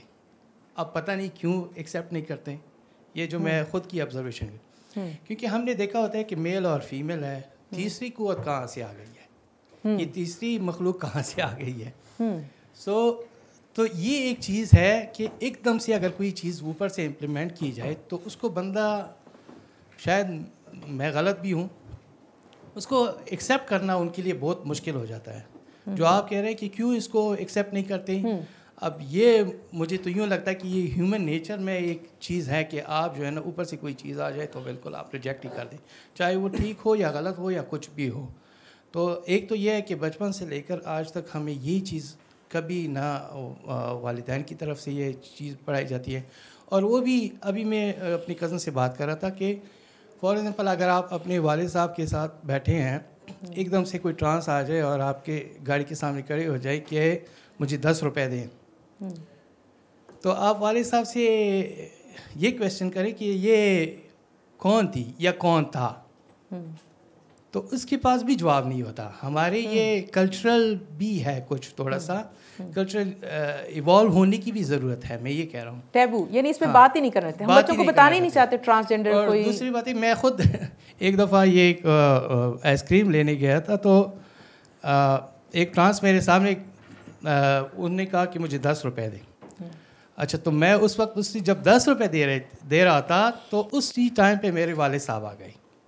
अब मेरा खुद के ये बिहेवियर था कि आप यहाँ से चली जाएं, आप यहाँ से चली जाएं, क्योंकि मेरे वाले साहब मुझे देख मेरी इज्जत को खतरा, यानी तो ये एक है। बेशक शायद मेरे वाले साहब ने इसको बुरा ना माना हो, लेकिन मेरे लाशूरी तौर पर एक चीज़ मेरे जहन में बैठ गई थी कि ये कोई बुरी चीज़ है।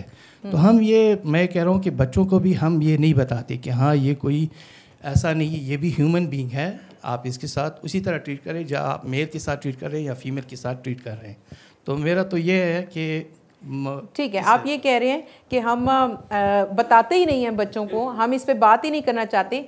हम as adult of the society हमने उनको इस तरह एक्सेप्ट ही नहीं किया कि हम अपने आने वाली जनरेशन को उनके बारे में कुछ बताएं, तो हमने उनको एडल्ट्स ने एक्सेप्ट नहीं किया हुआ।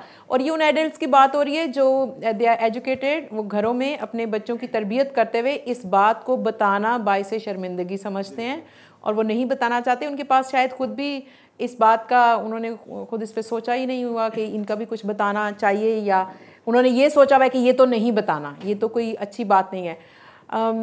मेरे ख्याल में पेरेंट्स अगर अपने बच्चों को नहीं बताना चाहते, उसमें एक जो उसके बिहाइंड रीज़न हो सकती है वो ये भी हो सकती है कि उनको लगता है कि ये सेक्सुअली जिस तरह ट्रीट होते हैं सोसाइटी में, तो हमारे बच्चों के लिए, जैसे आपने भी फील किया ना कि अब मेरी कोई रिप्यूट डाउन हो जाएगी इनसे बात करते हुए, तो वो जो उनके साथ एक एट्रीब्यूटेड सेक्सुअल बिहेवियर है सोसाइटी का या सेक्सुअल ट्रीटमेंट है, उस चीज़ को शायद हम अपने दिमाग में हमने उनके साथ बहुत अटैच किया हुआ है। और हमें लगता है कि बजाय इसके कि हम ये आइडेंटिफाई करें कि ये विक्टिम हैं या इनकी ये पर्सनल चॉइस है, अगर वो अपनी मर्ज़ी से कोई ऐसा काम करें, वो अगर अपनी मर्ज़ी से होमोसेक्सुअलिटी को एक्सेप्ट करें ज़िंदगी में, तो ये उनका पर्सनल चॉइस है।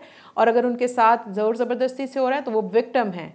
हम एक एट्रीब्यूट उनके साथ लगा के उनको एज ह्यूमन बीइंग रिजेक्ट कर दें, ये दुरुस्त नहीं है। हम ये नहीं सोचते, तो हम बच्चों को वैसे बताना मुनासिब नहीं समझते। और हम भी कहीं अगर खड़े हैं, किसी ट्रांस के साथ खड़े होकर बात कर रहे हैं, तो आपके वालिदा आपने डिस्कम्फर्ट महसूस किया, ये वो परसेप्शन है हमारी कि हम ये समझते हैं कि इनसे कम्युनिकेट करना या इनसे बात करना या इनसे कोई ताल्लुक़ रखना या इनके बारे में सोचना भी शायद हमें होमोसेक्सुअल बना देगा या हमारी एक रिप्यूट बिल्ड कर देगा कि हम होमोसेक्सुअल।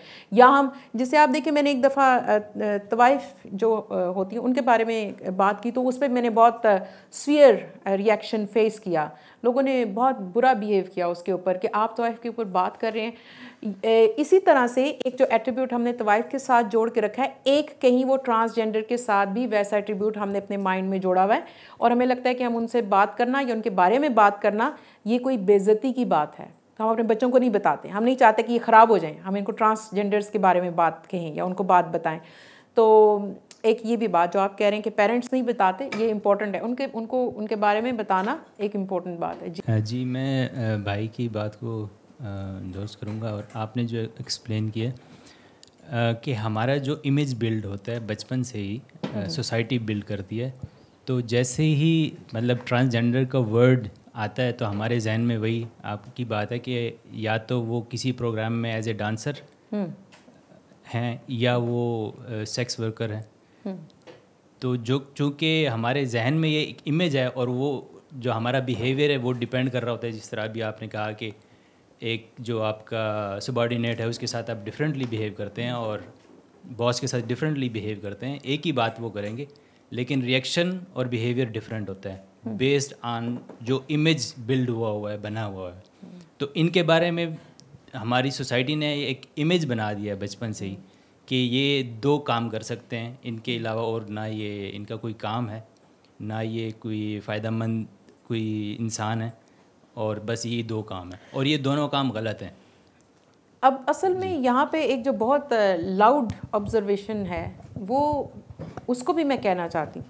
अगर एक शख्स खुद वो होमोसेक्सुअलिटी उसकी लाइफ में मौजूद है, लेकिन वो घर में तो इज़्ज़तदार है, लोगों को नहीं मालूम कि वो होमोसेक्सुअल है, या उसके अगर सेक्स पार्टनर्स हैं सेम सेक्स से, उसके दोस्त हैं वो होमोसेक्सुअल है, और ऐसे बहुत से लोग हैं। ये कोई 2-4 लोग नहीं हैं सोसाइटी में, बहुत से लोग ऐसे हैं। लेकिन वो घर में तो इज़्ज़तदार है, वो पारसा है। अब वो सोसाइटी में तो इज़्ज़तदार है, वो पारसा है। वो इस चीज़ को गलत समझता है ना, वो होमोसेक्सुअलिटी को गलत समझता है, वो बुरा समझता है, उसको फहाशी वगैरह वगैरह वगैरह कहता है। लेकिन वो खुद चाहिए कर रहा है, वो तब भी इस एट्रीब्यूट के साथ इतना सेंसिटिव है कि वो उस पर बात नहीं करना चाहता, यानी वो उसको उसकी शख्सियत से अलहदा करके उसको इंसान समझने को तैयार नहीं है। हालांकि सोसाइटी भी तो उसको उसके साथ कबूल कर ही रही है, वो खुद होमोसेक्सुअल है, वो खुद भी होमोसेक्सुअलिटी उसकी ज़िंदगी में मौजूद है, लेकिन क्योंकि मालूम नहीं है, क्योंकि अनाउंस नहीं है, एलानिया नहीं है, तो यस वो अंडर द टेबल है, तो वो तो सब ठीक है। एक मैं इस पे एक अपना ख्याल ये भी शेयर करना चाहती हूँ आप लोगों से। अगर हम होमोसेक्सुअलिटी को सोसाइटी में नॉर्मल एक्सेप्ट कर लें, कर तो हम रहे हैं, अगर हम उसको नॉर्मली ट्रीट करना शुरू कर दें, उसमें अपनी परसाई पे दाग ना समझें, हम उसको एक नॉर्मल ह्यूमन बिहेवियर समझें। अगर ये नॉर्मल ह्यूमन बिहेवियर नहीं होता तो इतने लोग नहीं कर रहे होते अंडर द टेबल। इस पे डिबेट आप कर सकते हैं, आपका इससे मेरे से इख्तलाफ हो सकता है, लेकिन आप ये तो मानते हैं कि बहुत से लोग ऐसा कर रहे हैं।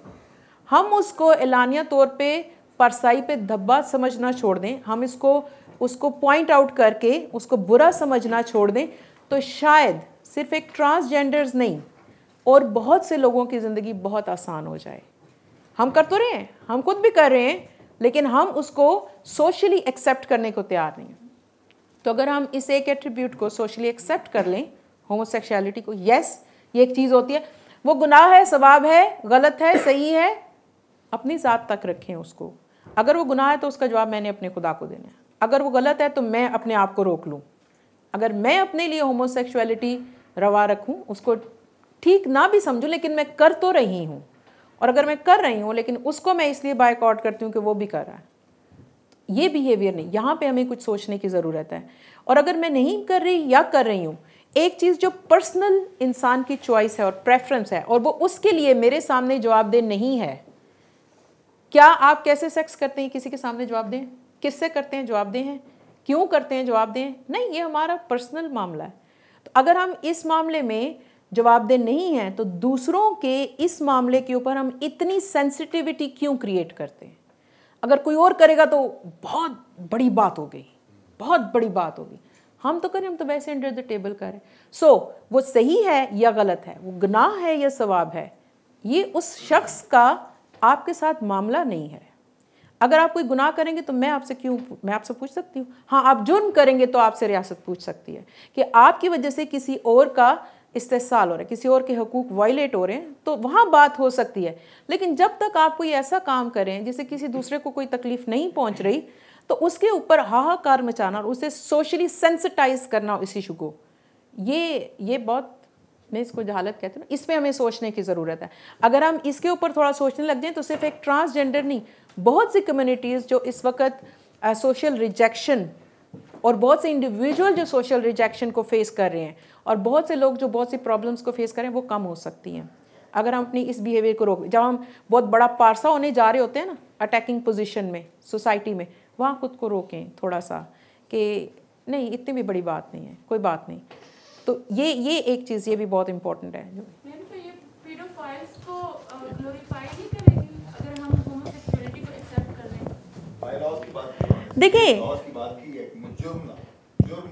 देखिए जो पीडो आप कह रही हैं ना, pedo is a child without consent. हम विक्टिम्स की बात नहीं कर। देखिए रेप में और सेक्स में फ़र्क है। सेक्स में म्यूचुअल कॉन्सेंट है, रेप में नहीं है। रेप में एक पार्टी का कॉन्सेंट नहीं है। अब जो चाइल्ड है, चाइल्ड का कॉन्सेंट आपका, चाइल्ड कॉन्सेंट नहीं दे सकता ना, वो कॉन्सेंट नहीं दे सकता। मैंने उस दिन पिछले दिनों एक पोस्ट भी की थी कि अगर एक बच्चा खामोश है या एक शख्स खामोश है, इसका मतलब कॉन्सेंट नहीं है। अगर एक बच्चा खामोशी से एक सेक्सुअल प्रोसीजर का हिस्सा बनता है तो इसका मतलब ये नहीं कि बच्चे का कॉन्सेंट है। अगर वो खुशी से भी बन रहा है तब भी इसका मतलब नहीं है कि वो उसका कॉन्सेंट है। सो आप किसी की खामोशी को और किसी की बज़ाहिर रजामंदी को कॉन्सेंट नहीं कह सकते। कॉन्सेंट की जो डेफिनेशन है हम उसी पे जाएंगे। एक एडल्ट कॉन्सेंट देता है तो पीडो जो आप बिहेवियर कह रही हैं वो एक्सेप्टेड नहीं हो सकता, उसमें कॉन्सेंट नहीं। वो जैसे हम रेप को क्यों एक्सेप्ट कर लें, जहाँ पे कोई विक्टिम होगा उसको हम एक्सेप्ट नहीं करेंगे। दूसरी पार्टी इफेक्ट हो रही है, वो विक्टिम है, वहाँ हम एक्सेप्ट नहीं करेंगे। लेकिन जहाँ पे म्यूचुअल कॉन्सेंट है, एक मेल के साथ, एक मेल एक फीमेल के साथ, एक फीमेल फीमेल के साथ सेक्स करना चाहते, उनका म्यूचुअल कॉन्सेंट है, they are adults, we should not put our nose there. बस ठीक है, उनका मसला है। जी मैम, जैसे कि पीडोफाइल्स जो है वो तो मैनिपुलेट करते हैं, वहाँ लाइक हमारे कुछ एरियाज़ में तो ये बहुत ज़्यादा पीक पे पहुंच चुका है ये इशू। अगर वो कॉन्सेंट पे ही उनके साथ फिर रहे होते हैं, कुछ अरसे बाद वो बच्चा बड़ा होता है और उसे रियलाइज़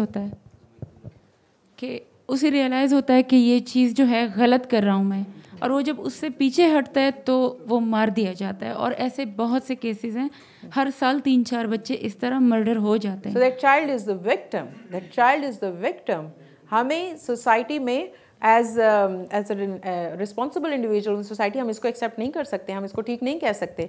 वो चाइल्ड विक्टिम है, वो खुशी खुशी उसके साथ फिर रहा है, उसको उसने जो भी लालच दिया हुआ, उसको पैसे देता है, वो उसको जो कुछ भी दे रहा है, लेकिन वो मैनिपुलेटेड एग्रीमेंट है, दैट्स नॉट कॉन्सेंट। अब कॉन्सेंट के उसमें आप नहीं उसको ले सकते। जी जैसे अभी हम सुन रहे हैं कि हम सोसाइटी में ग्रेडिंग होती है, हमारे यहाँ इनको ट्रांसजेंडर को इसलिए भी अहमियत नहीं दी जा रही होती या इनको इंसान नहीं समझा जा रहा होता। हमारी सोसाइटी में ये आम है कि जो अपनी अफजाइश नस्ल नहीं कर सकता वो बेकार इंसान है। चाहे वो मर्द है तो उसको नामर्द कहा जाता है, औरत है तो उसको बांझ कहा जाता है, और ट्रांसजेंडर है तो वो भी कुछ नहीं कर पा रहा, तो सोसाइटी के लिए ऐसे बोझ समझा जा रहा है उसको।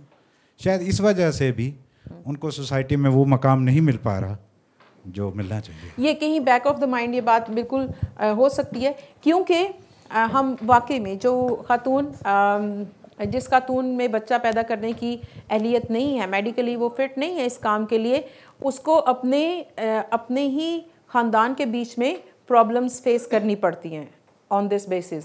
और अगर कोई मर्द ऐसा तो उसको भी प्रॉब्लम्स फेस करनी पड़ती हैं, क्योंकि वो एक इंडिविजुअल लेवल पे होता है और वो कम लोग हैं तो हमें शायद वो बहुत ज़्यादा नज़र नहीं आता। इसका मतलब है कि हमें ये लगता है कि हम हर शख्स डायनासोर की आखिरी पीढ़ी है और इसे आगे जब तक कोई नहीं ले जाएगा वो तो बिल्कुल काम की चीज़ नहीं है, यानी तो हम ख़त्म होने वाले हैं। और हमें इस बात पे थोड़ी तसल्ली कर लेनी चाहिए, हमें से 2, 4, 10, 50, 100, 500, लाख, 2 लाख लोग बच्चे पैदा नहीं भी करेंगे तो इंसान नहीं मरने वाले। हाँ, हमारे बिहेवियर से इंसानियत ज़रूर मर रही होती है।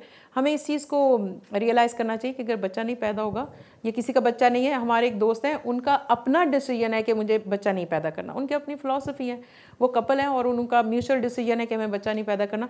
उनको भी लोग तंग कर रहे होते हैं यानी उनको कोई मेडिकल प्रॉब्लम नहीं है, उनका अपना डिसीजन है और एक अपने शऊर से उन्होंने ये फ़ैसला किया हुआ है, दोनों मियाँ बीवी ने। उनको भी लोग बार बार कह रहे होते हैं क्यों बच्चा नहीं पैदा करे, क्यों बच्चा नहीं पैदा करे। तो हमें लगता है कि ज़िंदगी में सबसे अहम काम बच्चे ही पैदा करना है और हमें एक इंसान होने का शर्फ उस दिन मिलेगा जिस दिन हमने कोई बच्चा पैदा कर लिया।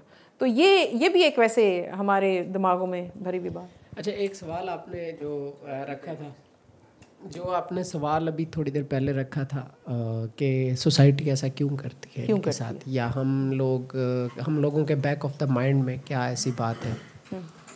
तो मैं ये समझता हूँ कि जो हमारा इज्तिमाई शऊर है, हमारे जो फोकलोर्स हैं या हमारी जो मुहावरे राइज हैं वो इस तरह के हैं कि जिससे बहुत कुछ सीखने को मिलता है। और जब उनमें ट्रांसजेंडर से मुतालिक इस किस्म के जुमले या इस किस्म के अल्फाज या एग्ज़ाम्पल्स दी जाएंगी कि क्या तुम हिजड़े हो जो तुम ये काम नहीं कर पा रहे, तो मर्द बनो। तो इससे यही तासुर जाएगा कि this creature basically is harmless and और कमज़ोरी अज़ खुद जाहरियत को दावत देती है और वो फिर उसको दैट्स इफ़ इट्स वल्नरेबल, और अगर ये इजी टू अटैक एंड इसको इजी टारगेट आप कह लें तो वो उस तरह से फिर उनको ट्रीट किया जाता है। ठीक है, जो आपने क्या लफ्ज़ इस्तेमाल किया वल्नरेबिलिटी से पहले, कमज़ोरी जाहरियत को दावत देती है, ये एक फैक्ट है, ऐसा है। अब इसमें हमें ये बात रियलाइज़ करनी है कि अगर कोई कमज़ोर है मैं उस पर जाहरियत करूँगा, ऐसा होता है। लेकिन अगर कोई कमज़ोर है मैं इस पर जाहरियत करूँगा, ये दावत नहीं होनी चाहिए और ऐसा नहीं होना चाहिए। जो होता है और होना चाहिए में फ़र्क है। उसको जितना हम रियलाइज़ करते जाते हैं हम उतनी अपने अंदर ह्यूमैनिटी डेवलप करते हैं। अगर यहाँ पे कोई चीज़ पड़ी हुई है और मुझे नहीं मालूम किसकी है और यहाँ कोई भी नहीं और मैं उसे उठा के ले जाऊँगी, ये मेरी चॉइस होगी, ये कंपल्शन है। वो चीख के नहीं कह रही मुझे ले जाओ। अगर कोई कमज़ोर है तो वो मुझे चीख के नहीं कह रहा मारो ना मुझे, अगर मैं उसको मारूंगी तो ये मेरी चॉइस है। जो मेरी चॉइस है उसकी रिस्पॉन्सिबल मैं हूँ। मैं क्योंकि वो कमज़ोर है इसलिए उसको मारूंगी, ये क्योंकि इसके बीच में आता नहीं है fit. As a human being ये क्योंकि उसके बीच में फिट आना चाहिए, उसकी रीज़न होनी नहीं चाहिए। तो अगर मैं किसी के साथ इसलिए ज़्यादती करती हूँ क्योंकि वो कमज़ोर है, यानी मेरा मुलाजिम जो कमज़ोर है तो मैं उसको डांट पिला देती हूँ, ऊपर वाला नहीं है तो यहाँ सोचना चाहिए कि ऐसा होना भी चाहिए या नहीं होना चाहिए। तो जो होना चाहिए पे हम सोचते हैं, तब हम खुद को इम्प्रूव कर सकते हैं एज अ पर्सन। बेसिकली सवाल कुछ इस तरह है कि क्यों डिफरेंसेस है बीच में जेंडर के, ऐसा क्यों बिहेव किया जाता है। बेसिकली हमारी जो सोसाइटी है अनएजुकेटेड है और इन्हें सेक्स और जेंडर के बीच का डिफरेंस नहीं पता। अगर उनको डिफरेंस पता हो, यानी जिस तरह जेंडर सोशल कंस्ट्रक्टेड है, तो लड़की पैदा हो लड़का पैदा हो, उनको एक वे ऑफ लाइफ दिखा दिया जाता है, आपने इस तरह एक्ट करना है, आपने ये पहनना है, ये करना है। जेंडर होता है उसको सोसाइटी से उठा के बाहर फेंक दिया जाता है। वो कितने अरसे से जनरेशन्स यानी कि आप ले लें, वो एक अलग सोसाइटी में ज़िंदगी गुजार रहे हैं, उनका वे ऑफ एक्ट वैसा है जैसा उनको सिखाया जाता है। अगर उसको आप घर में रख के एक लड़की या लड़के की तरह उसको ट्रीट करेंगे तो उनके जो बिहेवियर है, जो उनकी एक्टिंग है, वो शायद लड़की की तरह हो या लड़के की तरह हो। आप बाहर सोसाइटी में जज नहीं कर सकते कि लड़की है या लड़का है, अगर उसको नॉर्मल सोसाइटी में अगर रेस किया जाए तो बेसिकली हमें तो जो जेंडर के बीच में डिफरेंस है ना वो मालूम करना है, इसमें क्यों आता है डिफरेंस। हम एक स्पेसिफिक जेंडर के साथ, यानी एक नहीं 2 जेंडर या 3 सबके साथ होती हैं नाइंसाफियाँ। अब ये नहीं कह सकते कि एक जेंडर के साथ होती हैं, जहाँ औरत के साथ हो रही है वहाँ मर्द के साथ भी जाती होती है, ठीक है, ट्रांसजेंडर के साथ भी होती है। बेसिकली रियलाइज करने की बात है कि हम क्यों कर रहे हैं ये, जेंडर बेस्ड क्यों है हमारा बिहेवियर, ये जेंडर बेस्ड क्यों है, ठीक है, क्लासिफिकेशन क्यों की जाती है हमारे। ठीक है, अगर कोई औरत है, अगर कोई मर्द है या कोई ट्रांसजेंडर है, हम इनके साथ डिफरेंट बिहेवियर रखेंगे और क्यों रखेंगे, ये सवाल आपने खुद से पूछना है। यानी हम एक औरत के साथ अब ये नहीं कीजिएगा कि मर्द के साथ जाते हुए तो हम रास्ते में गपशप लगा सकते हैं, औरत के साथ लगाएंगे आगे से जो है वो मार पड़ेगी, तो ये नहीं। आई मीन हम बिहेवियर अपना, हम उसके हकूक़ का तयन, देखिए हमारा जो बिहेवियर होता है, अगर एक काम मर्द करेगा और वही काम एक औरत करेगी तो हमें औरत का क्यों बुरा लगेगा। हमें मर्द का एक्सेप्ट कर लिया, औरत का बुरा लगेगा। वही काम एक ट्रांसजेंडर करेगा, हमें बुरा लगेगा, हमें गलत लगेगा। तो हमें वो क्यों गलत लग रहा है, वो क्यों गलत लग रहा है और वो क्यों गलत नहीं लग रहा। तो इसका मतलब हमारा जो बिहेवियर है, हमारी जो सोच है वो जेंडर बेस्ड है, वो ह्यूमन बेस्ड क्यों नहीं है, वो जेंडर बेस्ड क्यों है, ये सवाल है इनका। Very good. आज 19 अगस्त है, मैं 2 फोर्सेस में बात करूंगा। एक तो ये जो ट्रांसजेंडर का हम जो मुआशरे में इस्तेमाल करते हैं हिजड़ा का, ये तो ये स्पकावे तौहीन के लिए इस्तेमाल करते हैं। मतलब तू किसी काम का नहीं है, ठीक है ना, या मर्द बन। तो मैंने जो नावल लिखा था उसका नाम था नींजक। हम पश्तो में गुड़िया को नींजक कहते हैं, जो डोल होता है ना, बच्चियाँ जिससे खेलती हैं। तो ये मैंने उसे एक सिंबल, जो मर्द गुड़िया होता है उसको हम कलबो से बोलते हैं पश्तो में, मैंने उसका नाम नींजक लिया, सिंबॉलिक एक, क्योंकि जिस तरह बच्चियाँ गुड़िया से खेलती हैं इस तरह लोग भी, जिस तरह भाई ने कहा, कि शुगल करते हैं। तो इसमें एक 2 चीज़ें होती हैं। एक तो हम कहते हैं मर्द बन, मैंने ये बात कही कि आज 19 अगस्त है, हम औरतों को कहते हैं, औरतों को नहीं मर्द को कहते हैं, हम कहते हैं हमने चूड़ियाँ नहीं पहनी, हम ये करेंगे। मैं 2-3 चीज़ें बताऊंगा। एक था नाजो अना, अफ़गानिस्तान में होतक बाबा की वो माँ थी, तो जब होतक बाबा जंग पे गई तो वो पार्लियामेंट में थी, उसने पूरे अफ़गानिस्तान का पार्लियामेंट बनाया था, और उस वक़्त औरतें पार्लियामेंट का हिस्सा थी और उनको तालीम का हक़ हासिल था। सुरिया अना जो थी, जो गाज़ी अमानुल्लाह खान की बीवी थी, तो उस वक़्त बाकायदा बच्चों के लिए स्कूल बनवाए गए थे, जो फिर सकाव ने तोड़ दिए। जब 70 की दहाई में 3 नस्लें जेल में थीं गद्दारी के मुकदमे, बादशाह खान, वली खान और स्फंदियार खान उस वक़्त जवान था। जब ये जेल में थी तो सियासत में बेगम नसीम वली खान आई, चूड़ियों वाली बात करता हूँ। अभी पेशावर में मशहूर गुलाम बिलोर का बेटा कत्ल किया गया, बशीर बिलोर को खुदकश ने वो शहीद किया, मारा। उसका जो बेटा था हारून, उसको मारा गया।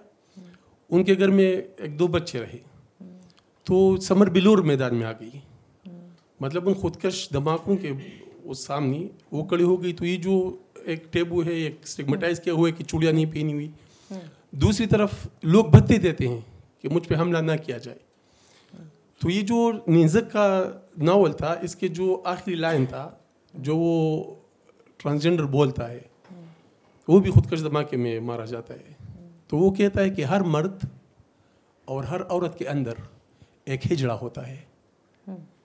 उस कंसेप्ट में जो हम चीज़ों को करते हैं, तौहीन के लिए इस्तेमाल करते हैं, कि हर मर्द और हर औरत के अंदर एक हिजड़ा होता है। और वो हिजड़ा किस चीज़ से पैदा होता है? वो तमा से, लालच, हिरस, आसरा, इससे पैदा होता है, और वो खौफ से पैदा होता है। तो जो हमारे अंदर हैं, जिस तरह मैंने कहा कि हम ट्रांसजेंडर ना होते, हम हमारे अंदर एक है ट्रांसजेंडर, और उस ट्रांसजेंडर को लेके जो हमारे सामने है ट्रांसजेंडर, हमें उनको इज्जत भी देना चाहिए। और जिस तरह आपने कहा कि बॉस पे गुस्सा नहीं आता, तो ये समझ लेना चाहिए कि जब हम ऊंचों को ताव देते हैं तो एक जगह पे हमें ये एहसास होना चाहिए कि हम जिसकी बेइज्जती कर रहे हैं, जिसको हम क्या कहते हैं उर्दू में हल्का देखते हैं, वो छोटा समझते हैं, हकीर समझते हैं, वो नहीं होना चाहिए। इंसानों का एहतराम होना चाहिए, जिन्स, मज़हब, नस्ल किसी भी उसके ऊपर होना चाहिए। ठीक है, यानी हम इंसान को इंसान के तौर पे ट्रीट करें। वालेकुम सलाम। मैम, हम बार बार सेक्स की बात करते हैं, होमोसेक्सुअलिटी की बात करते हैं, और आपने इस चीज़ पे ज़्यादा जोर भी दिया है। मेरे ख्याल में उनकी चॉइस है ही नहीं, हमने उनको सेक्स सिंबल बनाया हुआ है, हम उनको कोई और चॉइस देते ही नहीं है। वो बैगिंग करेंगे, सेक्स करेंगे पैसे कमाने के लिए, ज़िंदा रहने के लिए। आपने देखा है कभी चिप्स की रेडी लगाई हो किसी ट्रांसजेंडर ने? बहुत कम, बहुत कम। I mean that's a privilege. Exceptions are there. You know, exceptions are there. नहीं, आप इस्लामाबाद की बात करेंगे, आप कहें कि मनसेरा में कहीं KPK में, बलूचिस्तान में लगा के बैठ जाए, पुलिस में कितने जाते हैं, कोई ट्रैफिक वार्डन देखा है ट्रांसजेंडर जो ट्रैफिक खोलता हो? नहीं, हम चॉइस ही नहीं देते, तो वो क्या करें? That is a social rejection. हम उनको नॉर्मली ह्यूमन बीइंग की तरह ट्रीट नहीं करते। अगर मुझे एक मुलाजिम चाहिए तो मैं कहूँगी कोई लड़का मुलाजिम रखना है, या कोई खातून रखनी है, या कोई मैंने कोई कपल रखना है, लेकिन मैं कोई ट्रांसजेंडर के एक ट्रांसजेंडर है उसे मुलाजिम रख लें, तो मैं सोचूंगी ट्रांसजेंडर, मेरे बच्चे भी हैं घर में, हमारे रिश्तेदार भी आते हैं, क्या होगा क्या। सो ये जो हम उनको चॉइस हम नहीं दे रहे, हम इंडिविजुअल लेवल पे भी नहीं दे रहे। वो लगाएगा, अगर वो चिप्स बेच रहा है तो शायद मैं जाके उससे चिप्स ले लूँगी, मैं अपने घर में मुलाजिम नहीं रखूँगी, या मैं अपने ऑफिस में मुलाजिम नहीं रखूँगी, या कहीं पे अगर वो काम कर रहा है, मैं किसी ऑफिस में किसी काम से जाती हूँ, वहाँ 4 ट्रांसजेंडर जो हैं सामने रिसेप्शन पे खड़े हैं, अगली दफ़ा मैं वहाँ जाने से अवॉइड करूँगी। ये हमारे बिहेवियर्स हैं, ये हमारे सोसाइटी में हम उसको अवॉइड करते हैं ना, हम यही सोशल रिजेक्शन है। अच्छा चलें, हमने अब इस पे बात कर ली कि हम क्यों ऐसा करते हैं, कुछ हमने अपना साइकोलॉजिकल एनालिसिस भी कर लिया, कुछ हमने ये भी देख लिया कि होना क्या चाहिए, और कुछ हमने ये देख लिया कि कहाँ कहाँ थोड़ा थोड़ा हम इम्प्रूवमेंट ला सकते हैं। अब सवाल करते हैं, 15 मिनट हम सवाल जवाब को देते हैं, टाइम तो हमारे 7:30 हो गए, 15 मिनट्स। अगर आपके जहन में कोई सवाल है, आप पूछना चाहते, वैसे सब बातें आप ही ने की हैं, लेकिन फिर भी कोई सवाल रह गया है तो मैं समझती हूँ कि एवरीबडी शुड, यानी हम सब बात करेंगे ना, मैं सिर्फ बात करूँगी तो वो सिर्फ मेरी एक ऑब्जर्वेशन होगी ना। अभी आपका कोई सवाल है सोसाइटी से, मुझसे, या वैसे कोई सवाल है तो? मेरा एक सवाल है कि आपने थोड़ी देर पहले बात की कि हमारे जो वालिदैन हैं या हमारी सोसाइटी है वो हमें बताती नहीं है कि ये ट्रांसजेंडर है, ये फ़लाँ है, ये फ़लाँ है, फ़लाँ है। लेकिन अगर हम पंजाब में चले जाएं, मैं पंजाब से हूँ बेसिकली, तो पंजाब की बात करें तो हम अपनी शादियों पर ना स्पेशली एक डिबेट होती है कि हम किस ट्रांसजेंडर को बुलाएं, और इसके लिए बड़ी लंबी बहस चलती है कि जिसको बुलाया जाए हम उसके लिए लाखों रुपए भी खर्च करते हैं, परमिट भी लेते हैं, पुलिस वाले भी बुलाते हैं, सिक्योरिटी भी देते हैं, बड़ी दावत भी करते हैं। तो ये क्या हम उस ट्रांस की मोहब्बत में कर रहे होते हैं या हम अपने जाओ हशम को दिखाने के लिए? यही बात मैं आपसे पूछ रहा हूँ कि सिर्फ अपनी इज्जत के लिए, अपनी अना के लिए ना, हम अपने उसको ग्लोरीफाई करने के लिए, हमारी शादी पे इतनी वेले हो, हमारी शादी पे फलां वाला ट्रांसजेंडर है, वो उसको दूसरा वर्ड यूज करते हैं ना, फलां वाला ऐसे हो। लेकिन जो खवातीन को बुलाएंगे तो उनको ये शक है जितने भी इस बारात में 40-200 लोग बैठे हैं, all them are interested in this woman, whereas some of them are not. अच्छा, हालांकि ट्रांसजेंडर्स में भी इंटरेस्टेड होते हैं, ये लेडीज को शायद पता नहीं होता, तो they are fine with it. वो एक हश हश ओके, जैसे आपने बताया homosexual hush hush in our society, everybody, some of them are open and most of them are in closet. तो वो ऐसा है। तो शादी ब्याह में ट्रांसजेंडर को बुलाना एक सस्ता है, आपको वो एक्सेप्टेड वे जनाना डांस की लज्जत जो चाह रहे हैं वो भी उनको मिल जाती है। और मैं तो इसका जो मैं लेकिन जहाँ बहुत बड़ी ट्रांसजेंडर हैं, लाइक महा मलिक डांस करती है, वो तो बहुत पैसे लेती है, अब आई don't no, she died somewhere, problem उसका ये भी सुना था, ये F11 की जिम में मुका आती है, वुमेन जिम में, शी कम्स देयर, एक्सरसाइज करती है आके, बेहतरीन माशाल्लाह, शी इज रिच वुमेन, ठीक है, रिच ट्रांसजेंडर, ठीक है। अच्छा, अब आपने जो बात की उस पे उसको मैं इस तरह से देखती हूँ कि हमें शादी में खुशी मनाने के लिए, कोई बच्चा पैदा होता है उसकी कोई हम पार्टी वगैरह करें तो उसमें हमें रक्स चाहिए, ये हमारी एक नीड है, ये हम चाहते हैं, हम इसको एक्सेप्ट क्यों नहीं कर लेते? हमें रक्स चाहिए। अच्छा, अगर वो रक्स जो हमारा फोक, आप अपने कल्चर में चले जाना, जब मेल और फीमेल इकट्ठे डांस करते थे, रक्स करते थे, तब हम ट्रांसजेंडर्स को नचा नचा के पैसों की वेले नहीं करवाते थे। तो हम इस इस्तेहसाल से बचे हुए थे। हमने एक्सेप्ट किया ना अपनी एक नीड। हम खुश हैं तो हम रक्स करना चाहते हैं, हम खुश हैं तो हम रक्स देखना चाहते हैं, हम खुश हैं तो म्यूज़िक और रक्स चाहते हैं। तो अगर अभी भी आप देखें कि जिन एरियाज़ में मेल और फीमेल में रक्स करने का रवाज अभी भी अगर कहीं बाकी है, ये तो हमारे जो इंड्यूस्ड रिलीजियोसिटी है, जो हमारे में इंजेक्शन लगा था, उसमें रक्स और म्यूज़िक को हमने जब साइड पे किया, तो उसके बाद तो हमारे पास फिर अब ये है ना कि चलो ट्रांसजेंडर एक्सेप्टेड है, कोई लड़की आके डांस करेगी तो फिर नहीं, वो काम ख़राब है। फीमेल्स भी इनसिक्योर हो गई अपने अपने मियाँ के लिए, और भाइयों की खैर है, भाई बेशक वो हैं तो खैर वो एक अलग बात है। लेकिन बहरहाल इनसिक्योरिटी उनको भी होगी, सोशली एक्सेप्टेड नहीं है। एक ट्रांसजेंडर डांस करेगा तो वो एक्सेप्टेड है, एक फीमेल डांस करेगी तो एक्सेप्टेड नहीं है, उसी में उठ के मेल्स भी डांस करेंगे उसके साथ तो एक्सेप्टेड है। तो ये जो चीज़ें हैं, अगर हम अपनी नीड्स को, जो हमारे अंदर से एक नीड्स आ रही होती हैं, अगर हम उनको भी रिकग्नाइज करके एक्सेप्ट कर लें कि हम खुश होते हैं तो हम रक्स देखना चाहते हैं, हम खुश होते हैं तो हम रक्स करना चाहते हैं, अगर हम इसको एक्नॉलेज कर लें, एक्सेप्ट कर लें, तो बहुत से प्रॉब्लम इससे भी सॉल्व हो सकते हैं।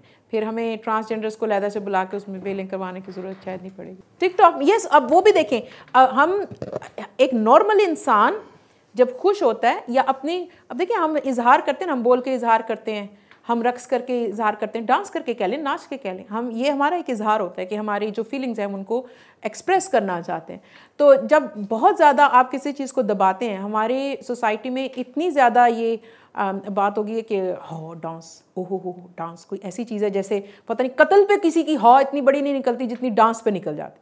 किसी ने किसी को कत्ल कर दिया, अच्छा 302 का मुकदमा बने, किसी ने डांस कर दिया, हो डांस कर दिया, हम वहाँ भी पहुँच चुके हैं। यानी इस चीज़ को अगर हम थोड़ा सा बैलेंस करें तो बहुत से प्रॉब्लम्स को हम अकोमोडेट कर सकते हैं, हल कर सकते हैं उनको। जी, टाइम के साथ ना एक डेवलपमेंट होती है, ठीक है, सोशली और साइंटिफिकली। हमारे यहाँ साइंटिफिकली डेवलपमेंट तो हो गई, लेकिन सोशली हम बैकवर्ड चले गए। सर साइंटिफिकली कहाँ हुई है, मुझे तो हो गई है। मैं अगर ठीक है, 1858 से बहुत पीछे है, 1000 साल और पीछे जाए ना, वहाँ है। यस, नहीं, मैं वो डिफरेंशिएट इसलिए कर रहा था क्योंकि मुगल दौर में जितने ट्रांसजेंडर थे ये फाइनेंशियल एडवाइजर हुआ करते थे, ठीक है, लेकिन आज के दौर में देखा जाए तो उस एक मर्तबा था उनका, वहाँ से गिर क्यों गए? ये सोसाइटी की जो थॉट्स है, मैं इसके बारे में जान रहा हूँ ऐसा क्यों हुआ कि एक अच्छा खासा होता उनके पास मुगल दौर में, जो एक खिलाफत का एक अक्स समझा जाता था, वहाँ पे उनको इतनी इज्जत दी जाती थी, आज क्यों हो गया? अच्छा मैम, जो बात हुई है डांस वगैरह की, तो आज से 10 साल पहले की बात है कि मेरी दादी अम्मी हमें बताती हैं कि हम लोग जब ये गंदम वगैरह की कटाई हो जाती थी और सारे लोग इकट्ठे होते थे, इवन उस वक्त हिंदू कम्युनिटीज़ भी थी, तो वो बताती हैं कि ये सारे मिल के बसकर एक वर्ड है पश्तो में, हम वो करते थे और हम लोग जो है मतलब अतन करते थे, लिटरली वो जो रक्स है हमारा, और टप्पे करते थे, मतलब मेल फीमेल आपस में कंपटीशन भी करते थे। तो इसी तरह हमारी सोसाइटी में टोपी वाला बुर्का, शटल कॉक जो है उसका इतना रिवाज भी नहीं था। और बाकी जो है अभी तक कुछ घराने ऐसे हैं जिनके, यानी आप घर पे जैसे नेम प्लेट होती है ना, तो वहाँ पे ख़वातीन के नाम पे वो घर है, यानी फ़लानी आंटी का घर, किसी मेल का नाम नहीं लिखा हुआ, यानी उनकी पहचान ही वो है। इस तरह की, और फीमेल्स के हाथ में सारा मतलब जो इंतज़ाम है घर का, फाइनेंशियल, वो सब होता इतने था। बुरे पहले नहीं थे। नहीं मैम, हमें पीछे जाना चाहिए, हमें आगे नहीं जाना चाहिए मेरे ख्याल में। अगर हम अपनी कल्चर को थोड़ा सा इन ट्रू सेंस रिस्पेक्ट करें और रिवाइव करें, शायद हम ह्यूमैनिटी से ज़्यादा करीब हो सकते हैं। हमने कल्चर को भी बहुत सारे बुरके पहनाए हैं वैसे, टू बी ऑनेस्ट। मैं हैरान होती हूँ, लोग मुंह से बोल के कह देते बुरका तो हमारा कल्चर है, ये अबाया तो हमारा कल्चर है, या ये स्कार्फ हमारा कल्चर है। मैंने तो ये अरब कंट्रीज का कल्चर है, वो तो बिल्कुल डिफरेंट टॉपिक। चादर यस हमारा कल्चर है, चादर लेना या दुपट्टा लेना ये हमारा कल्चर है, साड़ी हमारा कल्चर रहा है, ये चीज़ें हमारा कल्चर रही हैं, लेकिन कल्चर हैं, लेकिन ये जो अबाया वगैरह ये तो बात की बात है। तो मेरे ख्याल में अगर हम अपने कल्चर को भी थोड़ा सा रिकग्नाइज करें और उसको रियलाइज़ करें कि हमारा कल्चर है क्या था। जब आज से 50 साल 100 साल पहले शायद हम ह्यूमैनिटी से थोड़े से ज़्यादा करीब थे। हाँ, कुछ जगहों पे ये भी है कि हम बेहतर भी हुए हैं, किसी एस्पेक्ट से ऐसा भी है कि हम बेहतर भी हुए हैं, लेकिन कहीं कहीं हम पीछे की तरफ हमने सफ़र किया है। ये रक्स वगैरह या ये जो हमारी जो इंड्यूस रिलीजियोसिटी है ना, रिलीजियोसिटी जब आई है कि हाँ तुम ये कर रहे हो तो मज़हब ऐसा, तो मज़हब ऐसा, मज़हब कहता है या नहीं कहता, मैं कहती हूँ और मैं मज़हब का नाम लेती हूँ तो अब आपको चुप करना है, अब आपको मेरी बात माननी है। जब से ये कल्चर नहीं, जब से ये एप्टीट्यूड हमारे अंदर आया है तो हमने अपने कल्चर पे बहुत सारी चादरें चढ़ाई हैं, उस पर बुरके चढ़ाए हैं। हमने रक्स हमारे कल्चर का हिस्सा है, हमेशा से रहा है, लेकिन हम उसको अब नाजायज़ समझते हैं, गुनाह समझते हैं और कर भी रहे होते हैं। मैं कभी कभी इस बात पे हैरान होती हूँ कि एक चीज़ को अगर आप गलत समझते हैं, आप उसे गलत समझ के डिस्कार्ड कर दें, ठीक है, आप दूसरे को कहते हैं नहीं कहते हैं वो भी एक डिबेटेबल बात है, लेकिन फिर आप खुद भी कर रहे होते हैं, लेकिन दूसरे से वो चीज़ एक्सेप्टेड नहीं है। अगर मैं होमोसेक्सुअलिटी करूँगा तो फाइन, दूसरा करेगा तो गुनाह हो जाएगा। अगर बिल्कुल अगर मैं अपने घर में ट्रांसजेंडर्स का रक्स करवाऊँगा और उस पर मैं 15 लाख रुपए खर्च कर दूँगा तो दैट्स फाइन, लेकिन कोई और रक्स करेगा नहीं, ये गलत है, रक्स है गलत। जो चीज़ है गलत उसको वो मेरे लिए ठीक है या गलत है इस पर तो बात ही नहीं होगी, वो तो मैं कर रहा हूँ अपनी ज़िंदगी में। तो मुझे वो जो पर्सनल स्पेस अपने लिए चाहिए वो मैं दूसरों को देने को तैयार नहीं हूँ। जो चीज़ें मैं अपने लिए गलत समझ के या सही समझ के कर रहा हूँ, अगर मैं गलत समझता हूँ और मैं कर रहा हूँ तो कोई दूसरा गलत है तो कर लेगा, तो भैया आपका क्या जा रहा है। ये इस बात पे हम नहीं आते, इस चीज़ को। यस मैम, तो इंडिया जो था उस लाइक आज से 100 साल पहले भी लोग वो कहते हैं अमेरिका इसी तरह डिस्कवर हुआ था कि इंडिया को लोग ढूंढ रहे थे, क्योंकि ये कल्चरली बहुत रिच हुआ करता था। हम लोग बहुत ज़्यादा कल्चर में, यानी हमारा कल्चर बहुत रिच था। और उस वक्त इवन मेरा एक और क्वेश्चन है, वो आप ज़रा नोट कर लें, फिर मैं माइक देती हूँ। वो ये कि हमारा जो साउथ केपी है वहाँ पे ट्रांसजेंडर जो है वो हमसे अलग नहीं है। हमारी तरफ जैसे पंजाब में मैंने देखा है या पेशावर साइड पे मैंने देखा है, हमारे एरिया में इस तरह का मतलब उनको डिफ्रेंशिएट नहीं किया गया, उनको इस तरह का बिहेवियर भी उनके साथ नहीं होता किसी का। किसी एक आध जगह पे अगर ऐसा हो, लेकिन हमारी तरफ ऐसा तो नहीं हो सकता ना कि पेशावर केपी में जो है ट्रांसजेंडर पैदा हो रहे हैं और वज़ीरिस्तान लकी मरवत बनू में नहीं पैदा हो रहे, ऐसा तो नहीं है ना मैम। लेकिन हमारी तरफ इन लोगों की अलग शनाख्त नहीं है, वो बिल्कुल हमारी तरह ही बिहेव करते हैं, हमारी तरह स्टडीज़ करते हैं और उनकी बिल्कुल नॉर्मल लाइफस्टाइल होती है। ठीक है, अच्छा एक चीज़ जो कल्चर के बारे में मैं ऐड करना चाहती हूँ, फिर मेरे ख्याल में सेकंड लास्ट क्वेश्चन लेंगे, फिर आपका, और यहाँ आपने हाथ खड़ा किया। ये 3 क्वेश्चन अब हम लेंगे और फिर हम एंड करेंगे। एक चीज़ जो कल्चर के हवाले से मैं ऐड करना चाहती हूँ, कल्चर कैसे बनते हैं, मैं आपको बताऊं कि कल्चर क्या है या ये चीज़ अपने कल्चर में शामिल कर लो। कल्चर कभी भी इंस्ट्रक्शनल नहीं होता, आओ ना इस चीज़ को कल्चर बना दे, ये मेरा हुक्म है ना अब ये कल्चर बनेगा, ऐसा नहीं होता। जो आपके अंदर से इंसान क्या चाहता है, जैसे इंसान खुशी में रक्स करना चाहता है तो हम क्या चाहते हैं और हम एक आज़ाद फ़िज़ा में क्या करते हैं, ये कल्चर का हिस्सा होता है। हम अपनी खुशी कैसे सेलिब्रेट करते हैं या हम अपनी फीलिंग्स को कैसे एक्सप्रेस करते हैं, ये उस एरिया में कलेक्टिवली जैसे लोग करेंगे ये उनका कल्चर बन जाएगा, और किसी और एरिया में डिफरेंटली करेंगे वो उनका कल्चर बन जाएगा। कल्चर कोई ऐसे असूल नहीं होते, कोई ऐसी चीज़ नहीं होती कि मैं कहूँगा ये गलत है ना तो बस इसको हटा दो कल्चर से, ये सही है ना इसको कल्चर में डाल दो। कल्चर कोई इंस्ट्रक्शनल चीज़ नहीं है। कल्चर आपकी जो नेचुरली आप यहाँ के खित्ते के लोगों का एक एनवायरनमेंट होगा, उनका एक उनके अपने मौसम होंगे, उनकी अपनी खेतियाँ होंगी, उस हिसाब से उनका एक अपना बिहेवियर होगा, उनका रहन सहन होगा, उसके हिसाब से वो जैसे अपनी खुशी गमी का इजहार करते हैं वो उनका कल्चर होगा। कोई बाहर से आके उनको ये नहीं बताएगा कि ये जो तुम कर रहे हो तो बहुत गलत है, इसको हटा दो कल्चर से, ऐसा नहीं। ये कल्चर के साथ हम ये नहीं कर सकते। तो कल्चर इसीलिए जब हम कहते हैं ना कि अपने कल्चर से जुड़ें तो आप ह्यूमैनिटी से जुड़ेंगे, because culture was the actual outcome of the true feeling of being human being. जब हम एक कलेक्टिवली सोशल जब हम इकट्ठे होते हैं तो हमारा क्या करने को दिल चाहता है और किस पे हम सब एग्री हो जाते हैं और क्या हम अपना रहन सहन बना लेते हैं, वो कल्चर है। उसमें वो इंस्ट्रक्शनल नहीं होता, वो नेचर से करीब होता है, वो हमारी अपनी नेचर से करीब होता है। तो हम कहते हैं कि जितना हम कल्चर से जुड़ते हैं उतना हम ह्यूमैनिटी के करीब हो जाते हैं। बाकी चीज़ें तो डिबेटेबल होती है ना कि ये होना चाहिए, ये नहीं होना चाहिए, ये ऐसा है, ये वैसे है। एक हम इंसान भी तो हैं, हमें भी तो कुछ अपनी नेचर के साथ जुड़े रहने का वो भी तो कुछ सामान होना चाहिए। जी आखिरी आपका और आपका 3 सवाल होंगे जी। अभी बात हो रही थी कि जॉब के हवाले से कि ट्रांसजेंडर के हम जॉब्स उनको नहीं देते या उनके लिए जॉब्स अपॉर्चुनिटीज़ नहीं है। तो आप ये देखें कि हमारी जो इंडस्ट्री है, फिल्म इंडस्ट्री या ड्रामा इंडस्ट्री है, उसमें भी अगर ट्रांसजेंडर का रोल है तो उसमें भी हम किसी मेल या फीमेल को वो रोल देते हैं, ट्रांसजेंडर के लिए वो रोल फिर भी अवेलेबल नहीं है। तो ये भी एक डिस्क्रिमिनेशन है उसमें एक थोड़ी सी प्रॉब्लम भी है। जो फीमेल है वो उस काम में, यानी वो एक एक्ट्रेस है तो उसकी एक स्टैंडिंग है, वो एक क्वालिटी काम कर सकती है, उस पर कम मेहनत के साथ वो रोल करवाया जा सकता है। एक ट्रांसजेंडर को एक्टर बनाने और फिर उससे वो रोल करवाने और उसको एक्टिंग में प्रॉपर फ्रेमवर्क में लाने के लिए ज़्यादा रिसोर्सेज खर्च हो सकते हैं, ज़्यादा टाइम लग सकता है, ज़्यादा एफर्ट्स लग सकती हैं। ये एक एलिमेंट है, मैं ये नहीं कह रही कि कोई जस्टिफिकेशन है उसकी, लेकिन ये एक एलिमेंट कंसिडरेबल है।